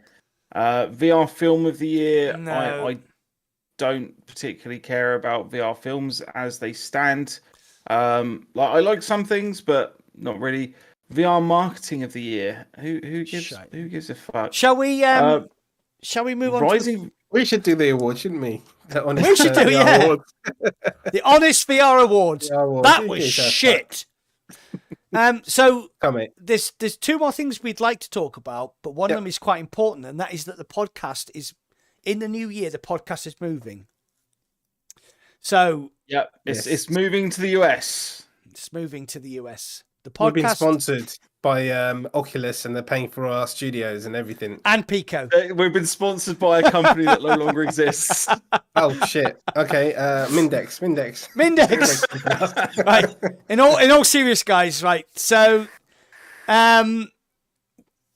this came from a conversation we had after the last podcast, because it went batshit crazy. So what happens is that if we give keys away, it all lands on my head, and I'm probably the worst person to be an organizer. So we got $100 donations in the last podcast. It went absolutely crazy, and we made a few promises that we unfortunately couldn't keep, but we have talked to people involved, and they know that they are going to be given these keys and gift cards that we promised. So after that, as you spoke about today, we have a long conversation after the podcast to see how we can improve things. So our conversation about the podcast going forward was that we are going to launch a new channel for the Virtualy Rek't podcast. So I'm going to hand over to my good man in chief, Shuey, because he is the organizer amongst us, because obviously me and Mindy just have short. Mork and Mindy. We just have short-term dementia, so he's the only person that actually remembers anything. So we're going to hand over to Shuey, who is going to explain what is the future of the Virtualy Rek't podcast. So the future of the Virtualy Rek't podcast is that this was the thing from the very beginning, when even before Indy joined us, and me and Mac were talking about it to begin with. One of the things that I always envisioned was that the Virtualy Rek't podcast was actually going to go very similar to the F Reality podcast. We've got our first subscriber. Parasite, Parasite said he's going to subscribe. Thank you, Parasite. Oh, cheers, buddy. Appreciated. So yeah, even if in the new year we don't have 1,000 subs so that we can monetize and get super chats and things. That doesn't. We'll find other ways of doing it so that if you guys want to donate, you can, whether that be through a Patreon system or whether it's through buy me a coffee system. It doesn't matter. Whatever people are happy to do. Obviously, if we can do it through YouTube, it makes things easier for you guys. It makes things easier for us guys. And that's we definitely want to do this because we want to amalgamate this and not necessarily we want to be our channels to be a part of this, but we want it to be its own ecosystem. So Surge is actually in talks with somebody about getting us some letterhead stuff so that it's all going to look nice and professional. We still need to organize how the actual podcast is going to look because we don't want it to look like my stuff. We don't want it to look like Surge's stuff. We don't want it to look like Mac's stuff. We want it to look like the Virtually Rek't stuff. We want it to be its own little brand. And like eventually, you know, if things go well, maybe we can start doing some like t-shirts and merch and stuff. But we need to get there first, and hopefully you guys are going to stick with us, and we'll obviously advertise on all of our channels when the Virtually Rek't podcast is going to go live, but it will eventually be on a own dedicated channel, and it will just be called, I assume, the Virtually Rek't podcast, or something to that extent. Yeah. So, yeah, hopefully you can meet this week to get the kind of the gist of the graphics we're going to do. With the guys doing it, and the other thing was the channel is up and running, but it's just the channel. I'll put it in the link in my video, so you can subscribe now. Have you guys linked it, or do you want me to drop it in the? I'll drop it in the link. Yeah, if you can drop it in the chat, mate, and then I'll copy it over. Yeah. This is so everyone.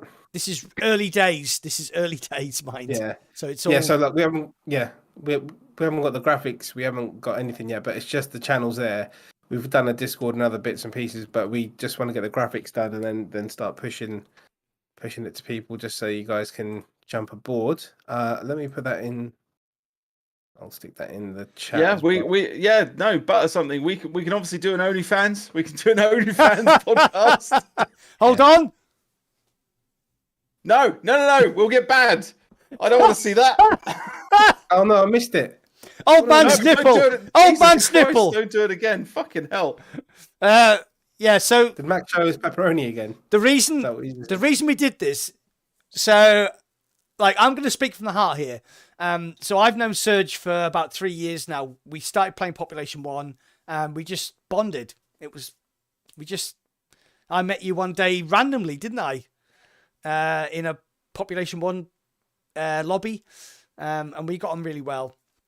And then, like, as your YouTube channel grows, you get a lot of requests for not amalgamations. What am I talking about? For collaborations. Dave Duggan. We're going to talk about Dave Duggan. We're not going to talk about Dave Duggan. No, we're not going to talk about Dave Duggan. So we played a couple of games of Population 1, and we got friends, and I can't remember who said about the collaboration. I think it was me or you. I can't remember.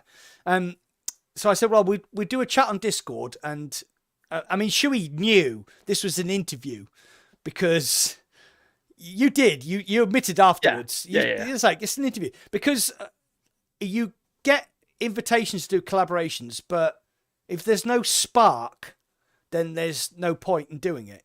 So I already knew that me and Indy had that thing. So we ended up talking for like 2.5, 3 hours or something. Yeah, and then we were both like, shit, we need to go. We need to go. But, you know, I said to you afterwards, well, I think you passed the interview stage. And you were like, yeah, I think we did. And we were like, well, we'll do the podcast. I mean, Shuey, like, completely out of my hands, Shuey came up with the Virtually Rek't podcast thing. He was the motivator behind it. I was just the guy who turned up with the bottle of wine and was like, hey, let's go for it. After a couple of episodes, we invited Indy in because obviously, why not? Because Indy, yeah. Well, you were surgical at the time, weren't you? No, it's going to go. I was, yeah. Yeah, so I was going to say, no, you go on, carry on. No, that was my twin brother. Not Nindy, Indy. Yeah. Sorry, Or Nindy. Mindy. Was it Mindy? Nindy? Which one was it? Oh, Mindex. Mindex. So it was like to me, it was like it was just wonderful because I'm like, all that happens is that every 2 weeks I get together with my two friends and we talk about VR, and it's a magical thing. I get super hyped about it. My wife knows this because after the podcast is finished, I can't sleep because I'm like, my head's like going. I can't. Yeah, we'll chat. We'll chat after this for like half an hour, and then I'll probably still need to go and play some In Death Unchained to try and wind down. It's absolutely wonderful. So everybody that's in chat, whether you're in Indy's chat, whether you're in Poweron's chat, whether you're in my chat, what we want to do is like to pull the whole community together, because like Indy has a massive community, Poweron has a massive community, I have a massive community, so we want to pull all those communities together into the Virtualy Rek't podcast, so that you all become part of the Rekin Krew. Obviously, we're going to have a Discord, and we're going to do all this sort of stuff, and it's going to be, it's just trying to pull it all together so that it's not like you watching. Oh, it's not ours. It's not theirs. It's us. Everyone's. It's everybody's. Yeah, it's the community. So everything belongs to the community. So any donations we get, they go straight back to the community. Any game keys we get, they go straight back to the community. And that to me was like the one thing that I really wanted to do. And it actually took a conversation with Poweron that actually made me think, because we had some donations, we had some game keys given, and he was like, what are you going to do with those? And I was like, oh shit, yeah, they're not mine. They're not mine.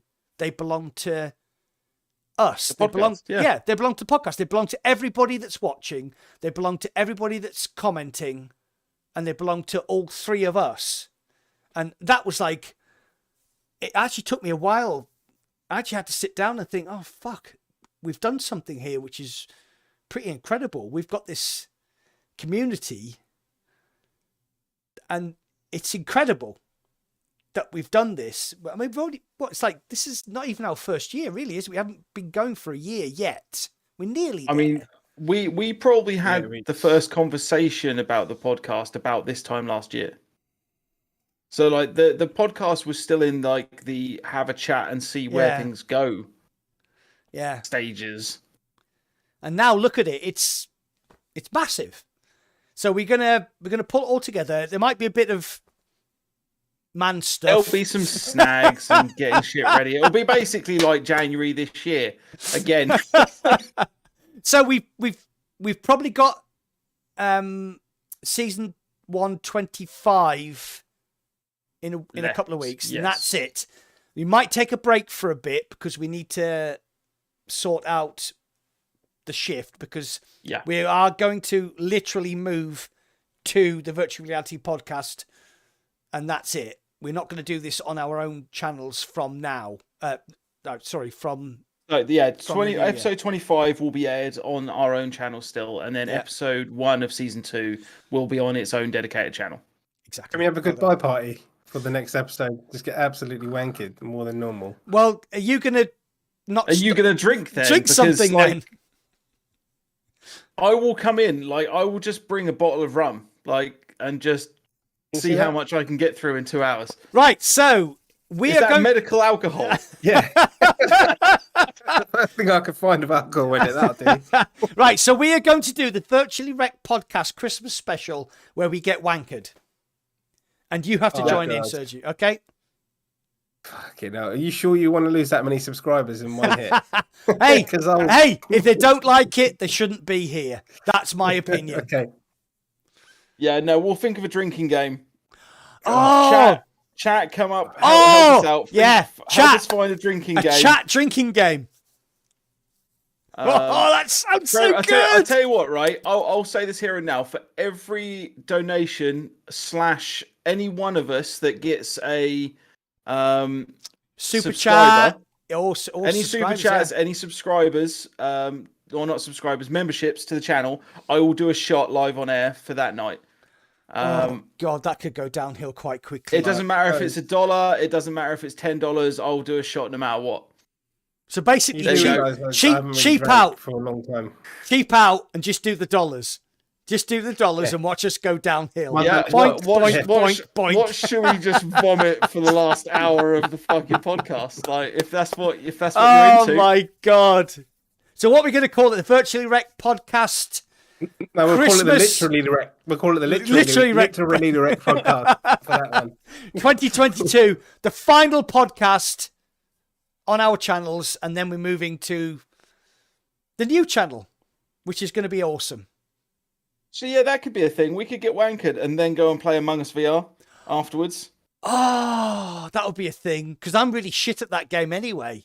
So when I'm pissed, I'll be even worse. Right, okay. So, what's the date? Hey, everyone in my Date. Yeah, go. The date today's the 5th, so the that will 19th. be on the 19th. 19th. Oh my god. Yeah, okay. 19th. We're going to do the final Virtually Rek't podcast on our channels. And then we're going to get the channel. We're going to do the challenges. So we're going to get pissed. And then we're going to play Among Us with our subs. Yeah, works for me. Cool. Right, so last subject then. You said you had one more subject. Pimax. Oh, fucking hell. Okay, so yeah, onto Pimax Switch. some real VR tech for the last bit. Yep. So we had the Crystal and we had the Portal. Fuck. So bear in mind, these have both been released as, or not released, sorry, they're both on pre-order at the moment. Yeah. Before their previous offering has even been released. Yes. Has even been sent out. Yes. They did a massive presentation about VR 3.0. Yeah. And the Portal was a big part of that. Like, they were just like, this is a device that basically does everything, and this will give you all the things that you wanted. It will give you what do you call it? A field of view mode, or it will give you a movie mode, or it will allow you hand it as a Nintendo Switch, or it will allow the controllers to be slotted into 3D printed guns, so that you get that really feel kind of weapons and things. Like, it will do everything, and as it turns out, it basically does nothing. Yeah. So if you've watched Sadly It's Bradley, who's one of my favourite YouTubers, he basically destroys the Portal because he said he had to hold it on his head, and when he moved, it had the motion blur thing because there's some sort of technical issue where they don't. There's some sort of technical issue with the LED panel, and they haven't implemented it. So basically, it doesn't work. Apparently, hang on, they did reply to that. I didn't see what their reply was when he was actually at. So what Mac's talking about is that for VR, in order to prevent motion blur, because why the fuck do we want motion blur? It just makes you feel sick. You want it to be nice and crisp. But interestingly, in order to be nice and crisp, what you don't just need really high frames. You need the backlight to actually only show you a certain amount of those frames. That's it. By reducing by essentially dimming itself for a certain amount of that frame. Yeah. Backlight dimming, I think, yes. It's like that, yeah. Yeah. So the way what that does is essentially just crisps everything up for us, so that as we look around, it will be just like we're looking around in real life. Like it's not gonna, like, when you turn your head, you don't, unless you're looking at like a really bright light or some sort of cathode or something, you don't see like a trail. Yeah. And what he was seeing in that headset was a trail, the motion blurring, and that's just going to make you sick, and it's going to take you out of the immersion of VR. Who the hell wants that? The whole reason for VR is that we want immersion. Yeah, absolutely. Yeah. So yeah. Sorry, I was just going to say, Googly Games did say earlier it's called pixel stepping. Yes. Yeah. That's Yeah, pixel stepping. Yeah. And there's a technical term for it. Yeah. So I don't have a Pimax, but I love the company because they're just like, we're doing this. And it's like a crazy journey. It's almost as if the guy in charge is like has ADHD and can't concentrate on one thing at a time. Oh, Parasite, thanks, cheers, mate. Parasite, appreciate cheers, mate. it, man. That's going straight back to Thank the you, community, Parasite. mate. Yeah, cheers, mate. Cheers, buddy. Yeah. Why aren't they concentrating on the crystal? Why aren't they concentrating on the 12K headset that they're going to do? The ultra wide field of view thing. So also going back to Bradley, he actually tried the crystal and he said the screens were unbelievable. Really good. Absolutely amazing. But they only let him play Sims. Sim racing, like a sim racing game with like Microsoft Flight Simulator. He didn't let him play the standalone. And when they did let him play the standalone, did you see the video he did on Twitter? I missed that one. It was using WMR tracking, and it was crap. Because apparently the XR2 chip has tracking built in, but it's rubbish. So all the companies that use the XR2 chip use their own solutions, and Pimax haven't. So there's a video on Twitter. If you follow Sadly It's Bradley, he's put the video on of him trying to do one of the light puzzles in Half-Life Alyx, and all you can see is his hand doing this, and he can't grab the light and he can't control it. So Paul Andrew Manton has just said, I have a Pimax 5K XR. The Pimax community forum said tape the joints with electrician's tape as soon as you get it to stop it getting random cracks in the casing. Like, can you imagine if the Quest 2 was launched and that was a genuine fix that the community were suggesting? But the thing I love about the Pimax community is they're so dedicated to Pimax. Yeah, they are. They're the Pimaxians, aren't they? They're Pimaxians, and I absolutely love that, and I love the fact that that Pimax completely supports their community. That it's an amazing thing that they're doing, and it's one of the things we talked about when we went down to Pico. Said you need to support your community, like ignore everybody else. You know, Walking Dead, thanks, mate. Cheers, buddy. Cheers, buddy. That's so appreciate it. Indy finally drinking next stream.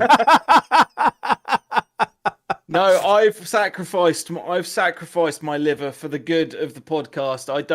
I'm not going to force anybody else to do it. I'm not that guy. If my wife's going to regret it. Did you hear what I've said that I'm doing next podcast here? So every time there's a donation or a new membership, I'm taking a shot for the Christmas special. Oh, yeah, she's not looking happy. Yeah, I know. So this is like, so Indy wasn't there, but me and Poweron were. We went down to Pico, and we basically said community. Modders, get them involved. Don't try and reinvent the wheel. If VR Cover are going to make a VR cover, get them on board and just like ship the Pico 4 with the VR cover included. Ship the Pico 4 with virtual desktop as like a freebie, because that's the way to do wireless gaming. VR cover make the best. Oh, Parasite. Thanks, mate. Paradise Decay showing up as well. How you doing, hey, mate? Paradise. Sorry, go on. Hey, PD. Parasite's just made a donation as well. So yeah, get the community involved, and that's what I love about Pimax is that the community is loyal and they are super hyped about what Pimax are doing. And apparently, what happens is Pimax release something and then they fix it as it goes on, and then you get a really like the 8K that released. The first ones were really quite terrible, but the new ones are really good. So with the Crystal, it's a great machine, but it just has problems. So they need to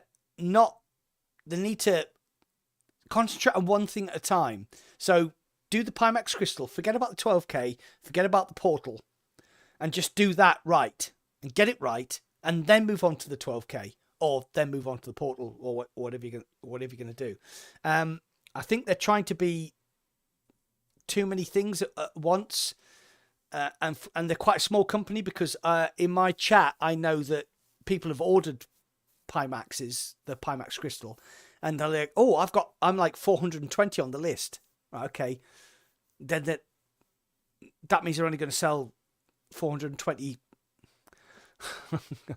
Cheers, mate. Oh wow, the donations Peter G, are going. appreciate Cheers, it, man. mate. Okay, Verified. Yeah. Thank Hey, you man. very much. Thank you very much. But yeah, guys, save it. These all of these donations, they could be getting me even more drunk next podcast. So save your donations for the next podcast. I'm going to open a separate account and just be donating non-stop to see you get wasted. Son of a bitch! Like Whittable's already said, he's going to donate a penny at a time. I'm capping it minimum $1. Minimum $1, because I'm pretty sure you're not allowed to donate less than $1 for the super chats anyway. So all of these donations will go back to the community as soon as we get established. So what we'll do is next year when we start the Virtualy Rek't podcast YouTube channel, we will take all of these donations, and the first podcast we will give away probably hundreds of dollars worth of Steam VR gift cards, Quest gift cards, and then we'll have a load of game keys to give away. It'll be absolutely awesome. So if you've donated, we'll go back to the community, but it might be next year. Just thank you very much. I'm blown away. Wow, sorry. Crazy. Shall we put Walking Macintosh? I'm going to be dead. Like I'm going to still be hanging by the time we get to next year at this rate. We aren't even drinking. Cheers, Walking Dead. Thank you very much. I'll be donating today. Power on. Don't worry. Thank you very much. Cheers, buddy. Yeah, it's going to go well for me. I'm certain. Happy holidays, fellas. I don't get a chance to tune off, but I always enjoy it when I do. Thanks, Pete G. Parasite. Here's another one for giving me Moss Book 2. You earned it, mate. You earned it, mate. Thank you. Yeah, it's crazy. So it's a really exciting. I'm excited for the Christmas special, and I'm so excited for next year. It's going to be crazy. Yeah, we didn't plan a Christmas special. It just turned into the Literally Rek't podcast within 30 seconds. We invented it and we made drinking games and everything. There you go. So we're going to have to take it in turns, aren't we? Because if everybody keeps donating, I tell you what, right? I tell you what I'll do, right? Even if we don't get many donations, I'll do a Centurion while we're doing it as well. I don't know what that is. Is that like a sex game? So for the old people in the chat, a Centurion, as weak ass as this sounds, it's surprisingly effective. It's a shot of beer every minute for 100 minutes. Oh wow! Okay. So yeah, if we get to a point where we're not getting, we'll play a different game. We'll just watch Shuey do a Centurion while we're doing the podcast. I think we'll be fine, but yeah, we'll keep that as a backup. But yeah, it's gonna be fun. I better make sure I actually practice beforehand. Yeah, I'm gonna say I need to be completely and utterly stone cold sober for a couple of days before we start this. Otherwise, that's the worst thing. Like drinking games are not. They're a sprint, not a marathon. So you need to warm up, Mac. Okay, right, all right. So what are we going? Right, so what is going to be the drinking game? Just so we can sort of get it out there before we start. Well, let's. For starters, it'll be whenever we receive a donation or a membership. Yeah. Throughout the stream, that'll be the simplest part of the drinking game. But if we come up with something weird and wonderful during, then I'm happy to listen to ideas. Tell you what are you doing shots of? I haven't decided yet. Okay. I'll tell you what. Whoever makes a donation, they tell you what you have to drink. I think we should. I'll get some different. Some bits in. Like there are certain things I won't drink. I'm not drinking vodka, because it's just not my jam straight. But yeah, rum, possible whiskeys, definitely sours. Gotta love a bit of sours. Oh yeah. We should say right. Everybody, like, we should all have the same drink. So they're like, we'll have 4 drinks which we all have to have on the day. I was going to say we should do the Wheel of Names with our 3 names on there and make some kind of game with that. Oh yeah. No, I like that. Got to do a shot. Okay, the Christmas special is going to turn out to be quite devastating, apparently, for my liver. Yeah. We need like a massive We'll get a to shutdown button where it's season 2 will just be 2 of us because one of us is dead. Mac isn't here because he's in hospital having a liver transplant. Oh my God, this is it's gone crazy again. It always does. It goes crazy at the end. Is that everything, guys? We've covered it. Yeah, no, I think we are done. It is 5 to 10. We've been on the air for 2 hours and 22 minutes. Everything on my list is crossed off. I think that is our Virtually Rek't season 1, episode 24. Right, so we have the Christmas special, which is going to be on the... Oh, Peter G, congratulations, man. Have an absolutely fantastic time. We're not... but yeah, congrats on getting married, dude. Okay. Congratulations, Peter G. Thank you very much for your donation. So it's going to be on the... it's going to be on the 19th of December, just before Christmas. Then we're probably going to take a break while we get things sorted. So it'll be in the new year. So anyway, next podcast is going to be the drinking game, which we're going to sort out via our Discord channels so everybody can get involved, make suggestions. We're all going to get the same drinks so that we all... I'm going to need a fucking catheter for this. Exactly. Podcast. And then we're going to spin the wheel. We are going to spin the wheel. We're going to have me, Serge, and Shuey on the wheel. And we're going to spin the wheel. And then we're going to take suggestions from, if you donate, you can make a suggestion. And then all the money goes back into the community when the Virtualy Rek't podcast launches in the new year. So we're going to have a lot of money to give away, a lot of keys. It's going to be amazing. I'm so looking forward to it. Wow. Oh, right. Mac, where can we find you? You can find me on Twitter, Mac in VR. You can find me on Discord, Mac in VR, hashtag 0729. You can find me on YouTube at Mac in VR. And you can also find me on Facebook, but I don't really do Facebook so much. So where can I find you, Serge? You can find me on Twitter, indie__VR. Someone else took indie VR and someone else took indie_VR. So I'm trying to hunt them down. Wow. And I have a Discord server. It's all linked below. And I'm on TikTok as well. It's all linked in my description, guys. Yeah.